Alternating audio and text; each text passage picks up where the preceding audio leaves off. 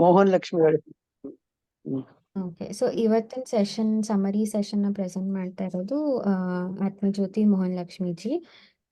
So shlokas cover ಆಗ್ತಾ ಇರೋದು ಶ್ಲೋಕ 10 ಇಂದ ಹೇಳ್ರಿ. ಸ್ಟಾರ್ಟ್ ಮಾಡ್ತೀವಿ. ಸೊ ಏಳಿಂದ ಮಾಡುಮ. ಅಧಿಕಾರಿಣ ಬ್ರಹ್ಮ ಸತ್ಯಂ ಅಲ್ಲಿಂದ ಅಲ್ಲಿ ಬೇಡ, ಇದು ಅಧಿಕಾರಿಣ ಅವ್ರು ಎಲ್ಲಿಂದ ಪ್ರಿಪೇರ್ ಆಗಿದ್ದಾರೆ ಕೇಳು. ಅಲ್ಲ ಮೋಹನ್ ಬ್ರಹ್ಮ ಲಕ್ಷ್ಮಿ ಸತ್ಯ ಅಲ್ಲಿಂದಾನೇ ಅಲ್ವಾ ನನಗೆ ಬರೋದು ಅಂದ್ರೆ ನಾನು ಅನ್ಕೊಂಡಿರೋದು.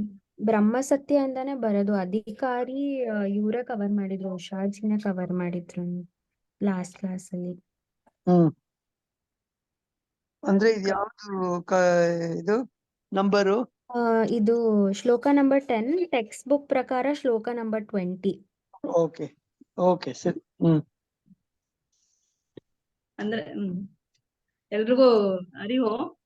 ಇಲ್ಲಿ ನಾವು ಅದೇ ಗುರುಗಳದ್ದು ಶ್ಲೋಕ ಆಯ್ತು. ಇಲ್ಲಿ ಎಷ್ಟೋ ಎಲ್ಲಾ ಪ್ರಾಣಿಗಳಲ್ಲಿ ನರಜನ್ಮ ದುರ್ಬಲ ಅಂತ ಹೇಳಿದ್ರು. ಅದರಲ್ಲಿ ಈ ಇಚ್ಛೆ ಬರೋದು ತುಂಬಾ ನರಜನ್ಮ, ಮೋಕ್ಷ ಅಪೇಕ್ಷೆ, ಮಹಾಪುರುಷರ ಆಶ್ರಯ, 3 ಪರಮಾತ್ಮನ ಆಶೀರ್ವಾದ ಅಥವಾ ಅಂತಃಕರಣ ಇದ್ರೆ ಮಾತ್ರ ಸಾಧ್ಯ ಆಗ್ಬೋದು ಅಂತ. ಹಾಗೆ ಶಾಸ್ತ್ರ ಏನೇ ಹೇಳಲಿ, ಕರ್ಮ ಏನೇ ಮಾಡ್ಲಿ, ಅಥವಾ ನಮ್ ಭಕ್ತಿ ನಾವ್ ಎಷ್ಟೇ ಇದ್ದಿದ್ರು ಜ್ಞಾನದಿಂದ ಮಾತ್ರನೇ ನಾವು ಈ ಮೋಕ್ಷ ಅಪೇಕ್ಷೆ ಅಥವಾ ಈ ಇದ್ರಲ್ಲಿ ಹೋಗ್ಲಿಕ್ಕೆ ಸಾಧ್ಯ ಅನ್ನೋದನ್ನು ಕೂಡ ನಾವ್ ಇಲ್ಲಿ ಕರ್ಮ ಏನೇ ಆದ್ರೂ ಕರ್ಮ ಫಲ ಬಂದ್ರೆ ಒಳ್ಳೇದಾದ್ರೆ ಒಳ್ಳೆ ಫಲ ಅನ್ಭೋಗ್ಸಿ ಅದು ಮುಗ್ದೋದ್ಮೇಲೆ ಮತ್ತೆ ತಿರಿಯಾಗಿ ಏನೋ ರಾಂಗ್ ಮಾಡಿದಾಗ ಅದರದ್ದು ಕೆಟ್ಟದ್ದೇನೋ ಅನ್ಭೋಗ್ಸಿ ಮತ್ತೆ ಇದ್ ಬರ್ತೀರಿ. ಸೊ ಆದ ಕಾರಣ ಬಾಹ್ಯ ವಸ್ತು ಇದೆಲ್ಲ ಬಿಟ್ಟು ಚಿತ್ತಶುದ್ಧಿಗೆ ಕರ್ಮ ಹೊರತು ಕರ್ಮ ಏನು ಆತ್ಮಚಿಂತನೆ ಇಲ್ಲ, ಅದ್ರ ಉಪಯೋಗ ಏನು ಆಗಲ್ಲ ಅನ್ನೋದನ್ನ ನಾವ್ ಹಿಂದಿನ ಎಷ್ಟೇ ಶತಕೋಟಿ ಜನ್ಮ ಎತ್ತಿ ಕರ್ಮ ಆಚರಿಸಿದ್ರು ಮುಕ್ತಿ ಸಾಧ್ಯ ಇಲ್ಲ ಅಂತಾರೆ. ಕರ್ಮದಿಂದ ಕರ್ಮ ಫಲದಿಂದ ಮುಕ್ತಿ ಸಾಧ್ಯ ಇಲ್ಲ ಅಂತ ಯಜ್ಞವಲ್ಕರು ಕೂಡ ಮೈತ್ರಿಗೆ ಒಂದು ಅವರ ಇದ್ರಲ್ಲಿ ಹೇಳ್ತಾರೆ.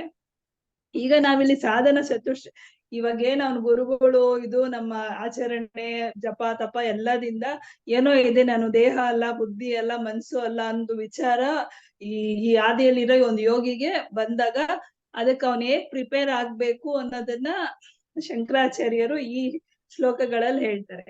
ನಾವು ಇವಾಗ SLC PUC ಹೋಗ್ಬೇಕಂದ್ರೆ SLC ವರ್ಗು ಓದಿದ್ರೇನೆ ನಾವು PUC ಹೋಗೋದು.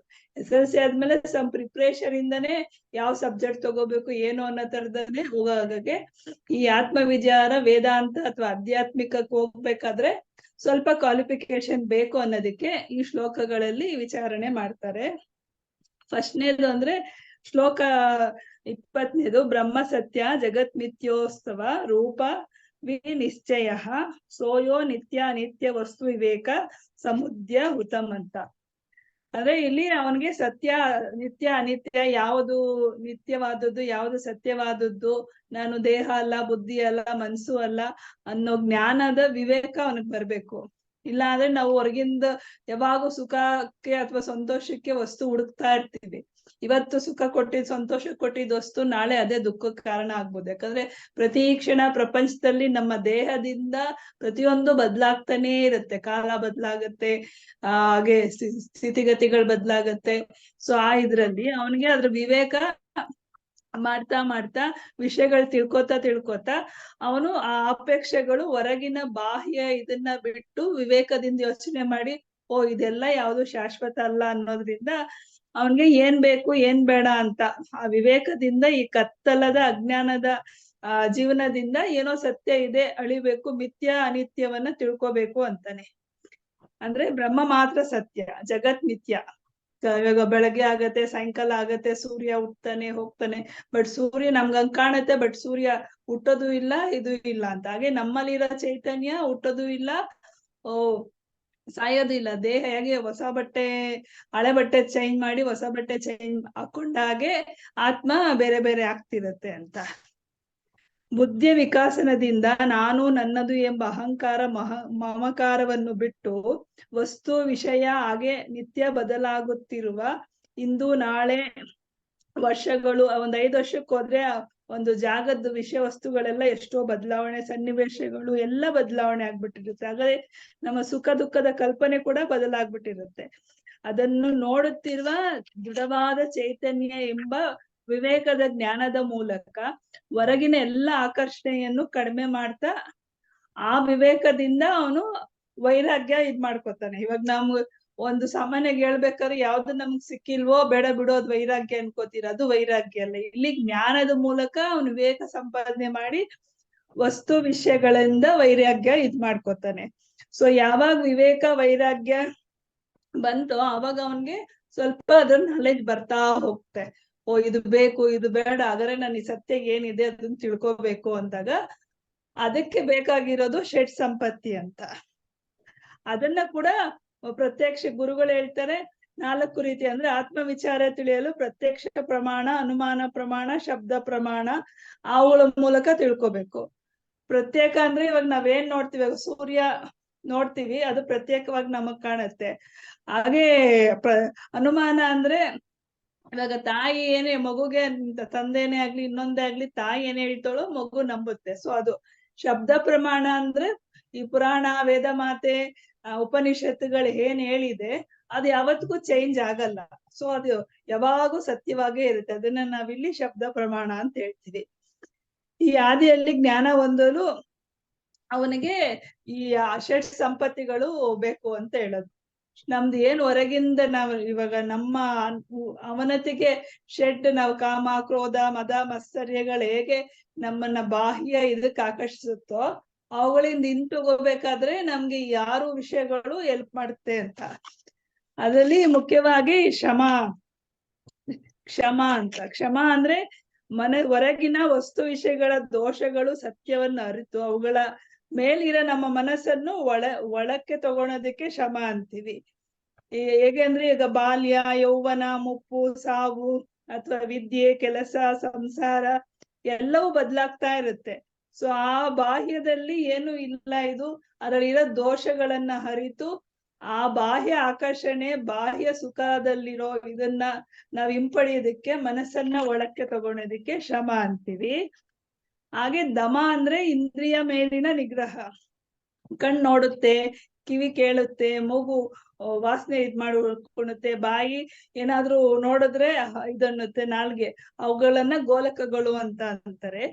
ಸೊ ಅವುಗಳು ಆಕರ್ಷಣೆ ಜಾಸ್ತಿ. ಏನೋ ಒಂದ್ ನೋಡಿದ ತಕ್ಷಣ, ಕಣ್ ನೋಡಿದ ತಕ್ಷಣ ಬಾಯಿ ರುಚಿ ಚೆನ್ನಾಗಿದ್ಯಲ್ಲ, ನಮ್ಗೇನೋ ತಿನ್ನೋದಿದೆ ಅನ್ಸಿದ್ರೆ ಆಹಾ ಅಂತ. ಸೊ ಬಟ್ ಆ ಆಕರ್ಷಣೆಯನ್ನು ಕೂಡ ಇಲ್ಲಿ ಒಳಕ್ಕೆ ತಗೊಳೋದಕ್ಕೆ ಇಂದ್ರಿಯಗಳ ಆಕರ್ಷಣೆಯನ್ನ ಇಷ್ಟ ಕಷ್ಟಗಳ ಆಸೆಗಳನ್ನ ಒಳಕ್ಕೆ ತಗೊಂಡು ಅದರಲ್ಲಿ ನಮ್ಮ ನಿಗ್ರಹಿಸಿಕೊಂಡು ಆತ್ಮ ವಿಚಾರತ್ತ ಜ್ಞಾನ ಗುರಿಯತ್ತ ನಡೆಯುತ್ತಾ ನಮ್ಮ ನಡೆ ನುಡಿಯನ್ನ ಸಾಮಾಜಿಕ ಹಿತಮಿತಿಗಳಲ್ಲಿ ವ್ಯವಹಾರ ಮಾಡುವುದನ್ನೇ ದಮ ಅಂತೀವಿ. ಕ್ಷಮ ದಮ ಎರಡು ಒಂದಕ್ಕೊಂದು ಪೂರಕವಾಗಿ ಕೆಲಸ ಮಾಡುತ್ತೆ. ಶ್ಲೋಕಗಳು ಹೇಳ್ಬೇಕಾ? ಇಲ್ಲ ನೀವ್ ಹೇಳಿ ಪರವಾಗಿಲ್ಲ. ಈಗ ನೆಕ್ಸ್ಟ್ದು ಉಪರತಿ. ಇಲ್ಲಿ ಕೂಡ ಇವಾಗ ಶ್ರಮ ಹೊರಗಿಂದು ಇಂದ್ರಿಯಗಳಾದ್ಮೇಲೆ ಇದ್ರಲ್ಲೂ ಕೂಡ ಇಂದ್ರಿಯಗಳಿಂದ ವಸ್ತು ವಿಷಯಗಳ ಮೇಲಿರೋ ಆಕರ್ಷಣೆಯನ್ನ ಕಡಿಮೆ ಮಾಡ್ಕೋಬೇಕು.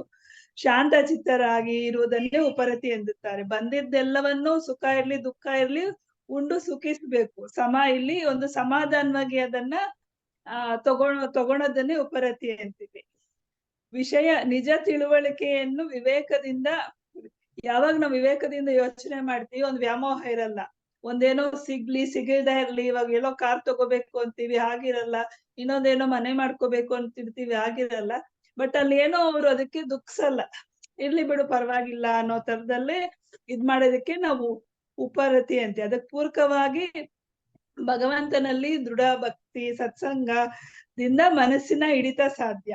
ಸದ್ಗುಣಗಳನ್ನ ಬೆಳೆಸುತ್ತಾ ಯಾವಾಗ ನಾವು ಮೃಗಜಲ ಎಲ್ಲೋ ಮರುಭೂಮಿಯಲ್ಲಿ ನೀರು ಸಿಗಲ್ಲ, ಅದು ಕಾಣಿಸ್ತಿರೋದು ಬರೀ ಜಸ್ಟ್ ಕಾಣುತ್ತಷ್ಟೇ ಅನ್ನೋದನ್ನ ಅರಿವಾದಾಗ ಅವನು ಹೊರಗಿಂದ ಯಾವುದಕ್ಕೂ ಅಟ್ರಾಕ್ಟ್ ಆಗಲ್ಲ ಅನ್ನೋದನ್ನ ಉಪರತಿಯಲ್ಲಿ ಹೇಳ್ತಾರೆ.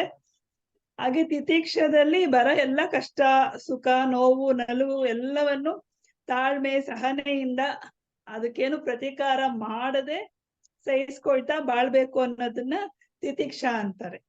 ಸೊ ಏನೇ ಬರ್ಲಿ ಎಲ್ಲ ಇದಾಗತ್ತೆ. ಇವತ್ ಕಷ್ಟ ಇದ್ರೆ ನಾಳೆನೂ ಹಾಗೆ ಇರಲ್ಲ, ಇವತ್ ಸುಖ ಇದ್ರೆ ನಾಳೆನೂ ಹಾಗೆ ಇರಲ್ಲ. ಇವಾಗ ನಾವು ಸ್ವರ್ಗ ನರಕ ಹೋದಾಗ ಫಸ್ಟ್ ಎಲ್ಲ ಅನ್ಕೋತಿದ್ವಿ ಒಳ್ಳೇದ್ ಮಾಡಿದ್ರೆ ಸ್ವರ್ಗಕ್ಕೆ ಹೋಗ್ಬಿಟ್ರೆ ಅಲ್ಲೇ ಇರ್ತಿದ್ವೇನೋ ಅನ್ನೋ ತರ. ಇವಾಗ ಅದೊಂಥರ ಬ್ಯಾಂಕ್ ಬ್ಯಾಲೆನ್ಸ್. ಒಳ್ಳೇದನ್ನ ಅನ್ಭೋಗ್ತಿ ಆದ್ಮೇಲೆ ಮತ್ತೆ ವಾಪಸ್ ಬರ್ತೀವಿ, ಕೆಟ್ಟದ್ದನ್ನ ಅನ್ಭೋಗ್ಸಿ ಆದ್ರೂ ಮತ್ತೆ ವಾಪಸ್ ಬರ್ತೀವಿ. ಸೊ ಯಾವ್ದು ಇಲ್ಲಿ ಶಾಶ್ವತ ಇಲ್ಲ ಅಂತ.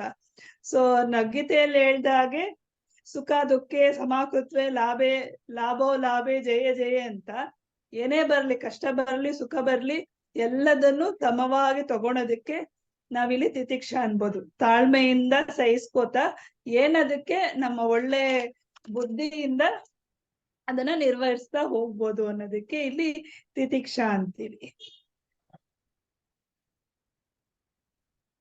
ಹೊರಗಿನ ಭೌತಿಕ ಜಗತ್ತಿನಲ್ಲಿ ಸಹ ನೆಕ್ಸ್ಟ್ ಅನ್ನೋದು ಶ್ರದ್ಧೆ ಅಂತೀವಿ. ಇಲ್ಲಿ ಶಾಸ್ತ್ರ ಗುರುವಾಕ್ಯಗಳಲ್ಲಿ ತೋರೋದನ್ನೇ ಶ್ರದ್ಧೆ ಅಂತೀವಿ.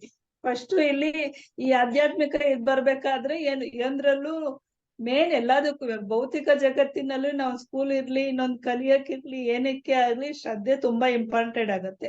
ಯಾಕಂದ್ರೆ ಒಂದಿನ ಶ್ರದ್ಧೆ ಇದ್ಬಿಟ್ಟು ನಾಳೆ ಇಲ್ಲ ಅಂದ್ರೆ ನಾವ್ ಅದ್ ಕಲಿಯಕ್ ಆಗಲ್ಲ. ಬಟ್ ಇಲ್ಲಿ ಆಧ್ಯಾತ್ಮಿಕ ವೇದಾಂತ ವಿಚಾರಗಳನ್ನ ತಿಳಿಬೇಕಾದ್ರೆ ಶ್ರದ್ಧಾ ನಿರಂತರವಾಗಿ ಇರ್ಬೇಕಾಗತ್ತೆ. ಎಲ್ಲೂ ಅದು ಹಾಗೆ ಹೀಗೆ ಇದು ಆಗ್ಬಾರ್ದು. ಗುರುವಾಕ್ಯ, ವೇದ, ಉಪನಿಷತ್ತುಗಳು, ಭಗವದ್ಗೀತೆ ಇವುಗಳಲ್ಲೆಲ್ಲ ಕೂಡ ಅಲ್ಲಿನ ವಿಚಾರಗಳಲ್ಲೆಲ್ಲ ಶ್ರದ್ಧೆ ಇರ್ಬೇಕು. ಅದನ್ನ ನಾನು ಕೇಳ್ಕೋಬೇಕು, ಅದನ್ನ ಅರ್ಥಕೋಬೇಕು ಅನ್ನೋದು ಕೂಡ ಶ್ರದ್ಧೆ ಇರ್ಬೇಕು. ಆ ಶ್ರದ್ಧೆ ನಿರಂತರ, ಅದರಲ್ಲಿ ಸ್ವಪ್ರಯತ್ನ ತುಂಬಾ ಇಂಪಾರ್ಟೆಂಟ್ ಆಗತ್ತೆ. ಹಾಗೆ ಸ್ವಾಧ್ಯಾಯ ಕೂಡ ತುಂಬಾ ಇಂಪಾರ್ಟೆಂಟ್ ಆಗತ್ತೆ. ವೇದ ಪುರಾಣಗಳನ್ನ, ಗೀತೆಯನ್ನ ನಿರಂತರ ಪರಿಶ್ರಮದಿಂದ ಅವುಗಳ ಶ್ರವಣ ಮನನ ಜೊತೆಗೆ ನಿಧಿಧ್ಯಾಸ ಮಾಡ್ತಾ ಸತ್ಸಂಗಗಳನ್ನ ಮಾಡ್ತಾ ಶ್ರದ್ಧೆಯಿಂದ ಹೋದಾಗ ಅವನೇನು ಈ ಅಧ್ಯಾತ್ಮದಲ್ಲಿ ನಾನು ಯಾರು ಅಂತ ತಿಳ್ಕೊಬೇಕು ಅಂತ ಒಂದು ಪ್ರಯತ್ನ ಇದೆ, ಅದರಲ್ಲಿ ಸ್ವಲ್ಪ ಸ್ವಲ್ಪ ಮುಂದೆ ಹೋಗ್ಲಿಕ್ಕೆ ಸಹಾಯ ಆಗ್ತಾ ಹೋಗುತ್ತೆ ಅನ್ಬೋದು. ಈ 5 ವಿಷಯ ಇದೆ, ಶಮ, ದಮ, ತಿತಿಕ್ಷಾ, ಉಪರತಿ, ಶ್ರದ್ಧಾ, ಇವುಗಳನ್ನೆಲ್ಲ ನಾವು ಅಳವಡಿಸ್ಕೊಂಡು ಎಲ್ಲ ಹೊರಗಿನ ಆಕರ್ಷಣೆ, ಹೊರಗಿನ ವಿಚಾರಗಳಲ್ಲಿ ಯಾವುದು ಸರಿ ಯಾವುದು ಸರಿ ಇಲ್ಲ, ಹಾಗೆ ನನ್ಗೆ ಏನ್ ಅವಶ್ಯಕತೆ ಇದೆ ಏನ್ ಅವಶ್ಯಕತೆ ಇಲ್ಲ, ಇವತ್ತು ಏನೋ ಲಾಸ್ ಆಯ್ತು ಅಥವಾ ಇವತ್ತೇನೋ ದುಃಖ ಆಯ್ತು, ಎಲ್ಲವನ್ನೂ ತಾಳ್ಮೆಯಿಂದ ತಗೊಂಡು ಇರ್ಲಿ ಬಿಡು ಅನ್ನೋ ತರದಲ್ಲಿ ಇದ್ರೆ ನೆಕ್ಸ್ಟ್ ಏನ್ 6ನೇದಿದೆ ಸಮಾಧಿ ಅಥವಾ ಸಮಾಧಾನ, ಆವಾಗ ನಮ್ಗೆ ಸಿಗಕ್ಕೆ ಸಾಧ್ಯ ಇದೆ. ಯಾಕಂದ್ರೆ ಈ ಹೊರಗಿನ ಇದ್ರಲ್ಲಿ ಏನೋ ಒಂದು ಅರ್ಥನೇ ಇರುತ್ತೆ, ನಾವ್ ಅದನ್ನೇನು ಚೇಂಜ್ ಮಾಡಕ್ಕಾಗಲ್ಲ.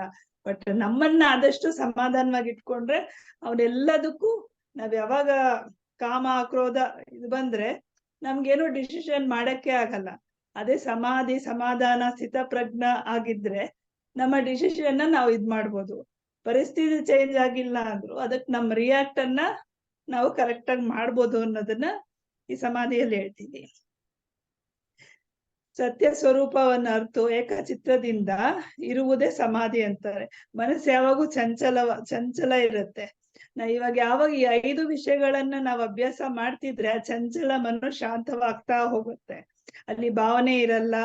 ಸೊ ನಿಜವಾಗಿ ಬುದ್ಧಿ ನಾನು ದೇಹ ಅಲ್ಲ, ಬುದ್ಧಿ ಅಲ್ಲ, ಮನಸ್ಸಲ್ಲ ಎಂಬ ಭಾವನೆಯಲ್ಲಿ ಮತ್ತೆ ಮತ್ತೆ ಅವನು ಮನನ ಶ್ರವಣ ಮಾಡ್ತಾ ಹೋದಾಗ ಋಷಿಗಳು ಜ್ಞಾನಿಗಳು ಇದನ್ನೇ ಹೇಳೋದು, ನೇತಿ ನೇತಿ ಅಂತ. ಅವನು ಯಾವಾಗ ಸಮಾಧಾನವಾಗಿ ಕುತ್ಕೋತಾನೋ, ನೇತಿ ಅಂದ್ರೆ ನಾನು ಇದಲ್ಲ ಇದಲ್ಲ ಇದಲ್ಲ ಅಂತ ಹೇಳ್ತಾ ಹೋದಾಗ ತನ್ನಂತಾನೆ ಪ್ರಶ್ನೆ ಹಾಕೊಂಡು, ಹಾಗಾದ್ರೆ ನಾನು ಯಾರು ಈ ನಶ್ವರವಾದ ಜಗತ್ತಿನಲ್ಲಿ ಏನು ಸತ್ಯವಾದದ್ದೇನು ಅಂತ, ಅದ್ರ ಸ್ವರೂಪ ಏನು ಅಂತ ಅವನು ತಿಳ್ಕೊಳ್ಲಿಕ್ಕೆ ಟ್ರೈ ಮಾಡ್ತಾ ಹೋಗ್ತಾನೆ. ಸೊ ಆ ಪ್ರಯತ್ನದಲ್ಲಿನೇ ಈ ಭೌತಿಕ ಜಗತ್ತಿನಲ್ಲಿ ಕ್ಷಣ ಬದಲಾಗ್ತಿರುತ್ತೆ. ಬೆಳಗ್ಗೆ ಸಂಜೆ ಬೇಸಿಗೆ ಮಳೆ, ಇವಾಗ ಹೇಗೆ ಸುವಾಸನೆ ಬರುತ್ತೋ ಹಾಗೆ ದುರ್ಗಂಧ ಕೂಡ ಬರುತ್ತೆ.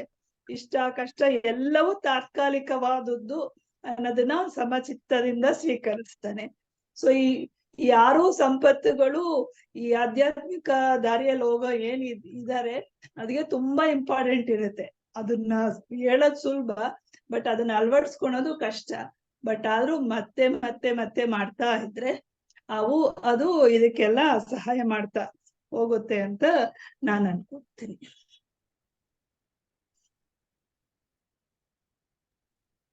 ಇಲ್ಲಿ ಮುಮುಕ್ಷುತ್ವ ಹೇಳ್ತಾ ಇಲ್ವಾ? ಹೇಳ್ತೀನಿ.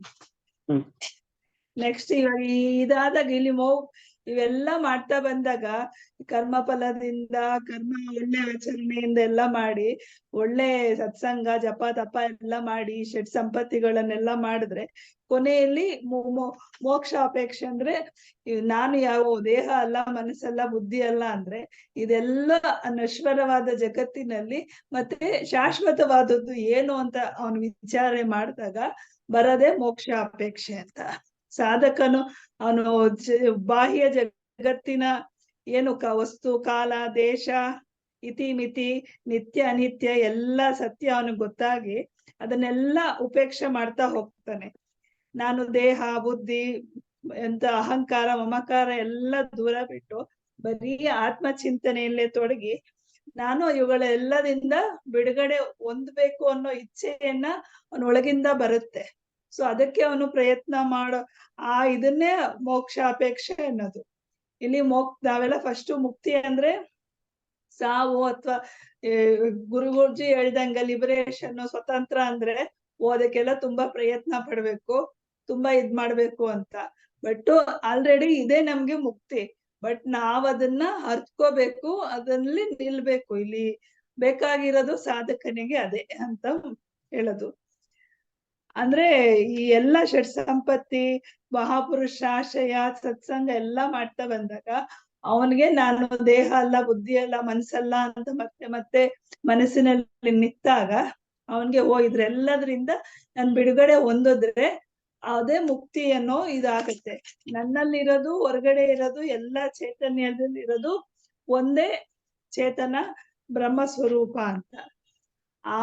ನಾನು ದೇಹ ಅನ್ನೋ ಅವಿದ್ಯೆ ಅಜ್ಞಾನದಿಂದ ದೇಹ ಇಂದ್ರಿಯ ದೇಹ ಬಂಧನದಿಂದ ಬಿಡುಗಡೆ ಹೊಂದಲು ಬಯಸುವುದೇ ಮೋಕ್ಷ ಅಪೇಕ್ಷೆ.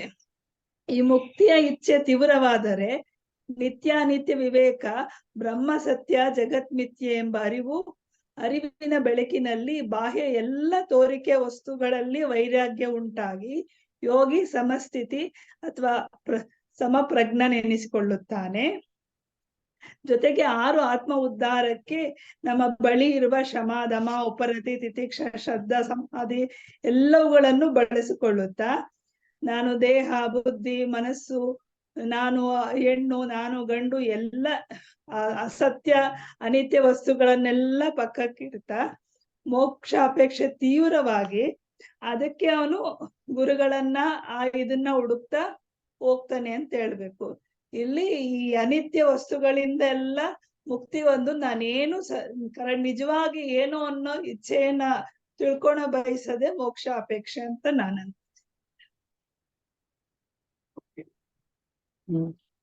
ಪರವಾಗಿಲ್ಲ, ಎಲ್ಲಾ ಶ್ಲೋಕ ನೀವು ಅರ್ಥ ಮಾಡ್ಕೊಂಡು ಚೆನ್ನಾಗಿ ಹೇಳಿದ್ರಿ. ಇವಾಗ ಕೇಳ್ದವ್ರು ನಿಮ್ಗೆ ಏನ್ ಅರ್ಥ ಆಯ್ತು, ನಿಮ್ಗೆ ಏನ್ ಡೌಟು?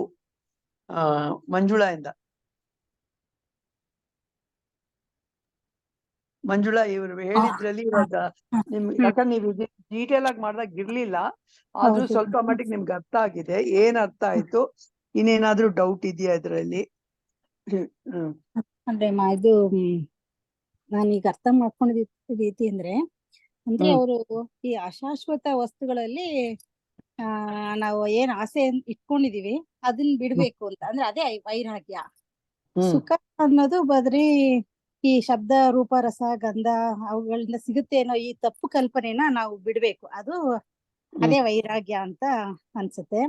ಅಂದ್ರೆ ಇಲ್ಲಿ ವಿವೇಕ ಇದ್ರೆ ಮಾತ್ರ ವೈರಾಗ್ಯ ಸಾಧ್ಯ. ಅಂದ್ರೆ ವಿವೇಕ ಅಂದ್ರೆ ಈ ನಿತ್ಯಾನಿತ್ಯ ವಿವೇಕ ಆತ್ಮಾನಾತ್ಮ ವಿವೇಕ ಇವುಗಳಿಂದ ವೈರಾಗ್ಯ ಅದನ್ನ ಅರ್ಥಕೊಳ್ಳೋದೇ ನಮ್ಗೆ ವಿವೇಕ. ಆತ್ಮ ಅನಾತ್ಮ ವಿವೇಕ ಇವುಗಳನ್ನ ತಿಳ್ಕೋಬೇಕು. ಇದರಿಂದ ವೈರಾಗ್ಯ ಸಾಧ್ಯ. ಅಂದ್ರೆ ಈ ಕ್ಷಣಿಕವಾದ ಜೀವನದಲ್ಲಿ ಶಾಶ್ವತವನ್ನ ಅಂದ್ರೆ ಈ ನಶ್ವರವಾದ ಕ್ಷಣಿಕವಾದ ಜೀವನದಲ್ಲಿ ಶಾಶ್ವತವಾದದನ್ನ ಕಾಣ್ಬೇಕು ಅನ್ನೋದು ನಮ್ಗೆ ಆ ಅರಿವು ಬರ್ಬೇಕು. ಅದೇ ವೈರಾಗ್ಯ ಅಲ್ವಾ ಅಮ್ಮ? ಅಲ್ಲಿಗೆ ಇದು ಬೌದ್ಧಿಕ ಜ್ಞಾನ ಮತ್ತೆ ಮಾನಸಿಕ ಪ್ರಬುದ್ಧತೆ ಇವೆರಡು ಇದ್ರೆ ಮಾತ್ರ ಜ್ಞಾನಿ ಅಂತ ಅನ್ಸುತ್ತೆ. ಅಂದ್ರೆ ಇವುಗಳನ್ನ ಸಾಧಿಸ್ಬೇಕಾದ್ರೆ ನಮ್ಗೆ ವಿವೇಕ ಬೇಕು. ಅಂದ್ರೆ ವಿವೇಕ ವೈರಾಗ್ಯ ಅವ್ರು ಹೇಳಿದಾಗೆ ಷಟ್ ಸಂಪತ್ತಿ ಮೋಕ್ಷತ್ವ ಈ ಸಾಧನ ಚತುಷ್ಟಯ ಆಧ್ಯಾತ್ಮಿಕ ಸಂಪತ್ತು ಇವೆಲ್ಲ ಇದ್ರೆ ಮಾತ್ರ ನಮ್ಗೆ ವಿವೇಕ ಮತ್ತೆ ಈ ಮೋಕ್ಷ ದೇಹ ನಾನಲ್ಲ ಅನ್ನೋ ಈ ಭಾವನೆ ಪಡೆಯೋದಕ್ಕೆ ಸಾಧ್ಯ ಆಗುತ್ತೆ. ಇದಕ್ಕೆ ಅಂದ್ರೆ ಅಂತರಂಗದ ಸಂಪತ್ತು ಅಂದ್ರೆ ಈ ಷಟ್ ಸಂಪತ್ತಿ ಬೇಕು ಅಂತ. ಈ ಷಟ್ ಸಂಪತ್ತಿ ಅಂದ್ರೆ ಅದೇ ಈಗ ಯಾವ್ದ್ಯಾವ್ದು ಅಂತ ಮೋಹನ್ ಲಕ್ಷ್ಮಿ ಅವ್ರು ಚೆನ್ನಾಗಿ ಎಕ್ಸ್ಪ್ಲೈನ್ ಮಾಡಿದ್ರು ಇದೆಲ್ಲ ಈಗ. ಮತ್ತೆ ಇದನ್ನ ಅರ್ಥ ಮಾಡ್ಕೊಂಡು ಮನಸ್ಸಿನ ನಿಯಂತ್ರಣ ಅಂದ್ರೆ ಈ ನಮ್ಗೆ ಬೇಕು ಅಂದ್ರೆ ಇದು ಯಾವುದು ಶಮ ಅಂದ್ರೆ ಮನಸ್ಸಿನ ನಿಯಂತ್ರಣ. ದಮ ಇಂದ್ರಿಯ ನಿಗ್ರಹ, ಇಂದ್ರಿಯಗಳ ಮೇಲೆ ಹತೋಟಿ ಇಟ್ಕೋಬೇಕು. ಹಾಗೆ ಈ ಶ್ರದ್ಧಾ ಸಮಾಧಾನ ಇವೆಲ್ಲ ನಾವು ಈಗ ಶಾಸ್ತ್ರ ವಾಕ್ಯಗಳಲ್ಲಿ ಗುರು ವಾಕ್ಯಗಳಲ್ಲಿ ನಂಬಿಕೆಯನ್ನ ಇಟ್ಕೊಂಡು ಈ ಒಂದು ವಿಚಾರವನ್ನ ನಾವು ಅಳವಡಿಸ್ಕೊಂಡು ಇದ್ರ ಅಧ್ಯಯನ ಮಾಡ್ತಾ ಇದ್ರೆ ಈ ಮಿಕ್ಕೆಲ್ಲ ಪ್ರಾಪಂಚಿಕ ಸುಖಗಳು ಕೂಡ ಅಶಾಶ್ವತ, ಇದು ಪರಿಮಿತ ಅನ್ನೋದನ್ನ ನಮ್ಮ ಅರಿವಿಗೆ ಬರಬೇಕು. ಇದೆಲ್ಲ ಅಜ್ಞಾನದಿಂದ ಅಂದ್ರೆ ದೇಹ ನಾನು ಅನ್ನೋ ಭಾವನೆಯಿಂದ ಈ ಅಜ್ಞಾನದಿಂದ ನಮ್ಗೆ ಇದರಿಂದ ಬಿಡುಗಡೆ ಹೊಂದದೆ ಮುಮುಕ್ಷತ್ವ. ಅಂದ್ರೆ ತ್ಯಾಗ ಬೇಕು ಇಲ್ಲಿ. ಅಂದ್ರೆ ಈ ದೇಹ ನಾನು ಅನ್ನೋ ಈ ಭಾವನೆ ಇದೆಯಲ್ಲ, ಬಾಹ್ಯ ಪ್ರಪಂಚದಲ್ಲೇ ಅಂದ್ರೆ ಹೊರಗಿನ ವಸ್ತುಗಳಲ್ಲೇ ಸುಖ ಇದೆ ಅಂತ ನಾವು ತಿಳ್ಕೊಂಡಿದೀವಲ್ಲ, ಇದ್ರ ತ್ಯಾಗನ ಬಿಡದೆ ಮೋಕ್ಷ ಅಂತ ಅನ್ಸ್ತಾ ಇದೆ ನಂಗೆ. ಅಂದ್ರೆ ಇದು ಕಲ್ಪನೆ, ಇದ್ರಿಂದನೇ ನಮ್ಗೆ ಮೋಕ್ಷ ಸಾಧ್ಯ. ಈ ದೇಹನೇ ನಾನು, ಇದು ಪ್ರಾಪಂಚಿಕ ವಿಷಯಗಳಲ್ಲೇ ನನಗೆ ಶಾಂತಿ ಸಿಗುತ್ತೆ ಅನ್ನೋ ಈ ಕಲ್ಪನೆ ಇದೆಯಲ್ಲ ನಮ್ಗೆ, ಇದನ್ ಬಿಡಬೇಕು ಅಂತ. ಅವಾಗ ನಮ್ಗೆ ಶಿವಸ್ವರೂಪಿ ನಾನು ಅಥವಾ ಈ ದೇಹ ನಾನಲ್ಲ ಅನ್ನೋ ಭಾವನೆ ನಮ್ಗೆ ಅರ್ಥ ಆಗುತ್ತೆ. ಅಂದ್ರೆ ಈ ಅಹಂಕಾರ ಮತ್ತೆ ದೇಹ ಮನಸ್ಸು ಬುದ್ಧಿ ಇದೆಲ್ಲ ಸತ್ಯ ಅನ್ನೋದು ಬಿಡ್ಬೇಕು ನಾವು. ಅದೇ ಸತ್ಯ ಅಂತ ತಿಳ್ಕೊಂಡಿರ್ತೀವಿ. ಈ ಮಿಥ್ಯದ ಅರಿವು ಆಗ್ಬೇಕು ಅಂತಂದ್ರೆ ನಮ್ಗೆ ಇದು ಮಿಥ್ಯವನ್ನ ತ್ಯಾಗ ಮಾಡಿದ್ರೆ ಮಾತ್ರ ನಮ್ಗೆ ಜ್ಞಾನ ಸಾಧ್ಯ ಅಂತ. ಅಂದ್ರೆ ಶ್ರವಣ ಮನನ ನಿಧಿಧ್ಯಾಸನ ಇದನ್ನ ತಿಳಿತಾ ಗುರುವಿನ ಮೂಲಕ ನಮ್ಗೆ ಈ ದ್ವೈತ ಭಾವವನ್ನು ಕಳೆದು ಅದ್ವೈತ ಭಾವದಲ್ಲಿ ನಿಲ್ಬೇಕು ನಾವು. ಅದು ಮೋಕ್ಷ ಮುಕ್ತಿ. ಇವುಗಳು ಸತ್ಸಂಗದಿಂದ ಮಾತ್ರ ಸಾಧ್ಯ. ಇದು ಜ್ಞಾನಿಗಳಿಂದ ಮತ್ತೆ ಈ ಸತ್ಸಂಗಗಳ ಸಹವಾಸದಿಂದ ಇದೆಲ್ಲ ನಮ್ಗೆ ಸಾಧ್ಯ ಅನ್ನೋದು ನಂಗೆ ಅರ್ಥ ಆಗಿದ್ದು ಅಮ್ಮ. ಎಷ್ಟು ಪ್ರೇಮ, ನೀವೇನಾದ್ರು ಹೇಳಿಕ್ ಟ್ರೈ ಮಾಡ್ತೀರಾ? ಪ್ರೇಮ ಕೇಳಿಸ್ತಾ ಇದೆಯಾ? ಅಮ್ಮ ಇದು ಪ್ಲೀಸ್ ಅಮ್ಮ, ಇದು ನಾನು ಹೇಳಿದ್ರಲ್ಲಿ ಏನಾದ್ರು ಏನಿಲ್ಲ, ನೀವ್ ಅರ್ಥ ಮಾಡಿ, ನಿಮ್ಮ ಅರ್ಥ ಇಷ್ಟವರೆಗೂ ಚೆನ್ನಾಗೇ ಇದೆ. Your thinking is fine. ನೋಡೋಣ ಇನ್ನು ಒಬ್ಬೊಬ್ರು ಏನ್ ಹೇಳ್ತಾರೋ ನೋಡೋಣ. ಪ್ರೇಮ ಏನಾದ್ರು ಹೇಳ್ತೀರಾ? ಮೇಡಮ್, ನಂಗೆ ಒಂದೆರಡು ಕ್ಲಾಸ್ ಅಟೆಂಡ್ ಮಾಡಕ್ ಪರ್ಮಿಷನ್ ಕೊಟ್ರೆ ಆಮೇಲೆ ಹೇಳ್ತೀನಿ ಮೇಡಮ್. ಓಕೆ, ಸರಿ. ಉಷಾ, ಇವಾಗ ನೀವಿಬ್ರು ಕೇಳಿದ್ರಲ್ಲ, ನಿಮಗೇನ್ ಅನ್ಸತ್ತೆ? ಇಲ್ಲ ಮೇಡಮ್, ಅವ್ರು ಹೇಳಿರೋದೆಲ್ಲ ಕರೆಕ್ಟ್ ಇದೆ. ಅದೇ ನಾವು ಅವ್ರು ಹೇಳಿದ ತರಾನೇ ನಾವು ಇದೆಲ್ಲ ಮಿಥ್ಯ ಅಂತ ತಿಳ್ಕೊಂಡು ಈ ಬಾಡಿ ಮೈಂಡ್ ಇಂಟೆಲೆಕ್ಟ್ ಇದರಿಂದ ಆಚೆ ಬಂದು ಇದೆಲ್ಲ ಸರಿ ಇಲ್ಲ ಅಂತ ನಾವು ಅವ್ರು ಹೇಳಿರೋ ಸಂಪತ್ತಿನೆಲ್ಲ you have to develop all this, ಒಂದೇ ದಿವಸದಲ್ಲಿ ಬರಲ್ಲ. ಅದನ್ನು ಸ್ಲೋಲಿ ಅಳವಡಿಸ್ಕೊಳ್ತಾ ಸ್ವಲ್ಪ ಇದು ಆಗಿದ್ರೆ ಆಮೇಲೆ ನಮಗೂ ಇದೆಲ್ಲ ರಿಯಲ್ ಅಲ್ಲ ಅನ್ಸಿದ್ದಾಗ ನಾವು ಸ್ಲೋಲಿ ಈ ಮುಮುಕ್ಷತ್ವ ಅನ್ನೋ ಹೋಗ್ಬೇಕು ಅನ್ನೋ ಭಾವನೆ ಬಂದು ಅದರಿಂದ ಒಳ್ಳೆ ಗುರು ಸಿಕ್ಕಿದ್ದಾಗ ನಾವು ಹೋಗ್ಬೋದು. ಮೇನ್ ನಾವು ಇದನ್ನೆಲ್ಲ ಕಲ್ತ್ಕೊ, you have to develop all these qualities ಅಂತ ಅನ್ಸ್ತಾ ಇದೆ. Then you will get equanimous ಆಗಿ ಏನ್ ಸಿಚುವೇಶನ್ ಬಂದ್ರು ತಗೊಳ್ಳೋ ಶಕ್ತಿ ಬರುತ್ತೆ ಅಂತ ಅನಿಸ್ತಾ ಇದೆ ಅಷ್ಟೇ. Yashmita, what you want to add to this? Hari Om, ಚೆನ್ನಾಗಿ ಮಾತಾಡಿದ್ರು. ಇನ್ನೊಂದು ಲೆಕ್ಚರಲ್ಲಿ ಕೇಳ್ಬೇಕಾದ್ರೆ ಒಂದು ಎಕ್ಸಾಂಪಲ್ ಕೊಟ್ರು, ಇಲ್ಲಿ ಸೂಟ್ ಆಗುತ್ತೆ ಅನಿಸ್ತು. ಲೈಕ್ ಅವರು, I don't know if it's true or not, but ಹುಲಿ ಹಾಲು ಶೇಖರಣೆ ಮಾಡೋದಕ್ಕೆ ನಾರ್ಮಲ್ ವೆಸಲಲ್ಲಿ ಸ್ಟೋರ್ ಮಾಡೋದಕ್ಕಾಗಲ್ಲ. ಅದು ಚಿನ್ನದ ವೆಸಲಲ್ಲಿ ಮಾತ್ರ ಸ್ಟೋರ್ ಮಾಡಿದ್ರೆ ಅದು ಹಾಳಾಗಲ್ಲ, ಹೊಡೆಯಲ್ಲ ಅಂತ ಹೇಳ್ತಾರೆ. ಸೊ ಹಂಗೇನೆ ಲೈಕ್ ಇವಾಗ ನಾವ್ ಏನಕ್ಕೆ ಬರ್ತಾ ಇದೀವಿ, ಈ ಆತ್ಮಜ್ಞಾನ ಪಡೆಯೋದಕ್ಕೆ. ಸೊ ಆತ್ಮಜ್ಞಾನ ಇಸ್ ದ ಪರಾವಿದ್ಯ, the ultimate knowledge that one person can get. So ಅದಕ್ಕೋಸ್ಕರ you have to become the golden vessel ಅಂತ. ಗೋಲ್ಡನ್ ವೆಸಲ್, ಆ ಚಿನ್ನದ ಪಾತ್ರೆ ಆಗ್ಬೇಕು ಅಂತ ಹೇಳ್ತಾರೆ. ಸೊ ಅದಕ್ಕೆ ಈ ಸಾಧನ ಚತುಷ್ಟಯ ಎಕ್ಸಾಂಪಲ್ ತಗೊಬಹುದು. Like these are the prerequisites ಆ ಜ್ಞಾನ ಉಳ್ಕೊಳ್ಳೋದಕ್ಕೆ. ಇಲ್ಲ ಅಂದ್ರೆ ಲೈಕ್ ನಾವ್ ಕೇಳ್ಬೋದು, ಬಟ್ ಆ ಜ್ಞಾನ ಉಳಿಯಲ್ಲ ಅಂತ ತಿಳ್ಕೊಬಹುದು ಎಕ್ಸಾಂಪಲ್ ಅಲ್ಲಿ. ಸೊ ಅದೊಂದು ಸ್ಟೋರಿ ರೆಲೆವೆಂಟ್ ಅನಿಸ್ತು. ಮತ್ತು ಇನ್ನೊಂದು ಎಕ್ಸಾಂಪಲ್ ಕೊಟ್ಟರು, ಇಟ್ಸ್ ಅಬೌಟ್ ದ ಗ್ಲೇಷಿಯರ್ಸ್. ಗುರೂಜಿನೂ ಎಕ್ಸಾಂಪಲ್ ಕೊಡ್ತಾರಲ್ವ, ನಾವು ನಮ್ಮ ಮನಸ್ಸನ್ನ ಒಂದು ಟಿಪ್ ಆಫ್ ದ ಐಸ್ಬರ್ಗ್ ಮಾತ್ರ ನೋಡ್ಬೋದು. 1% ಇಲ್ಲ 2% ಮಾತ್ರ ನಮ್ಗೆ ಮೇಲ್ಭಾಗ ಮಾತ್ರ ಕಾಣಿಸುತ್ತೆ ಐಸ್ಬರ್ಗ್ದು, ಬಟ್ ಅದ್ರ ಆಳ ತುಂಬ ಇರುತ್ತೆ. ಸೊ ಹಾಗೆ ನಮಗೆ ನಮ್ಮ ಮನಸ್ಸಿನ ಸಬ್ಕಾನ್ಷಿಯಸ್ ವಾಸನಾ ವೃತ್ತಿಗಳು ಅದ್ರ ಆಳ ನಮಗೆ ತಿಳಿದಿಲ್ಲ. ಸೊ ಅದಕ್ಕೆ ನಮ್ಮ ಚಿತ್ತಶುದ್ಧಿ ಎಷ್ಟು ಮೇಲ್ ಮಾಡಿದ್ರೂ ಅದು ಬರ್ತಾನೆ ಇರುತ್ತೆ. ಸೊ ಅದಕ್ಕೆ ಈ ಸಾಧನ ಚತುಷ್ಟಯದಿಂದ like like directly lighting up the end of the glacier ತರ. ಸೊ ಆ ತಪಸ್ಸಿನ ನಮ್ಮ ಈ ಸಾಧನೆಯಿಂದ ಎಲ್ಲ ಕರ್ಗೋಗುತ್ತೆ ಅಂತ ಹೇಳಿದ್ರು ಆ ಸ್ಟೋರಿ. ಅದು ಆ್ಯಡ್ ಮಾಡಬೇಕು ಅಂತಿತ್ತು. ಮಿಕ್ಕಿದೆಲ್ಲ ಮ್ಯಾಮ್ ಚೆನ್ನಾಗೇ ಹೇಳಿದ್ರು. ವಿವೇಕ, ವೈರಾಗ್ಯದಲ್ಲಿ ಗುರುಜಿ ಇನ್ನೇನ್ ಆಡ್ ಮಾಡ್ತಾರೆ ಅಂದ್ರೆ, ಲೈಕ್ ನಮ್ಗೆ ರಾಗ ದ್ವೇಷಗಳಿರುತ್ತೆ. So we always move towards ನಂಗೆ ಇದು ಇಷ್ಟ, ಇದು ನನ್ಗೆ ಇಷ್ಟ ಇಲ್ಲ. ಬಟ್ ವೈರಾಗ್ಯದಲ್ಲಿ we are not going towards the extremes, but ರಾಗ ದ್ವೇಷಗಳನ್ನೂ ಬಿಟ್ಟು ಏನೇ ಬರ್ಲಿ ಹೇಗೆ ಇರ್ಲಿ that we go on with it. ಈ ವೈರಾಗ್ಯ ಅಂದ್ರೆ ಎಲ್ಲ ಬಿಟ್ಬಿಡೋದು ಅಲ್ಲ, ಇದ್ರೆ will use it. If you don't have ಏನು ಕಂಪ್ಲೇಂಟ್ಸ್ ಇಲ್ಲ ಅಂತ ಹೇಳ್ತಾರೆ ಅಷ್ಟೇ. ಷಟ್ ಸಂಪತ್ತಿ I think ma'am has covered everything.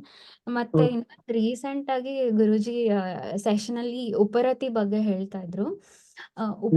ಉಪ ಅಂದ್ರೆ ಲೈಕ್ ಇಟ್ಸ್ ಮೂವಿಂಗ್ ಅಪ್ವರ್ಡ್ಸ್ ಅಂತ. ಅದಕ್ಕೆ ಅವರು ಫೆಸ್ಟಿವಲ್ಗೆ ಹೇಳ್ತಾ ಇದ್ರು, ಸಂಸ್ಕೃತದಲ್ಲಿ ಹಬ್ಬಗಳಿಗೆ ಉತ್ಸವ ಅಂತ ಕರೀತಾರೆ ಅಂತ. So the energy is moving upwards ಅಂತ. ಸೊ ಉಪರತಿ ಇಸ್ ಮೂವಿಂಗ್ ಫ್ರಮ್ ನಮ್ಮ ದೈನಂದಿನ ಆಸೆ ಆಕಾಂಕ್ಷೆಗಳಿಂದ ಮೇಲ್ಗಡೆ, from lower conscious to upper conscious, we are shifting our attention ಅಂತ ತಗೊಂಬೋದು ಉಪರತಿಗೆ ಇನ್ನೊಂದು meaning. From lower levels to higher levels, higher level of moving upwards to moving upward. So ಎಲ್ಲ upwards. Okay. Upanishad, every All the sadhanas are taking us upwards upwards. towards Atmajnana.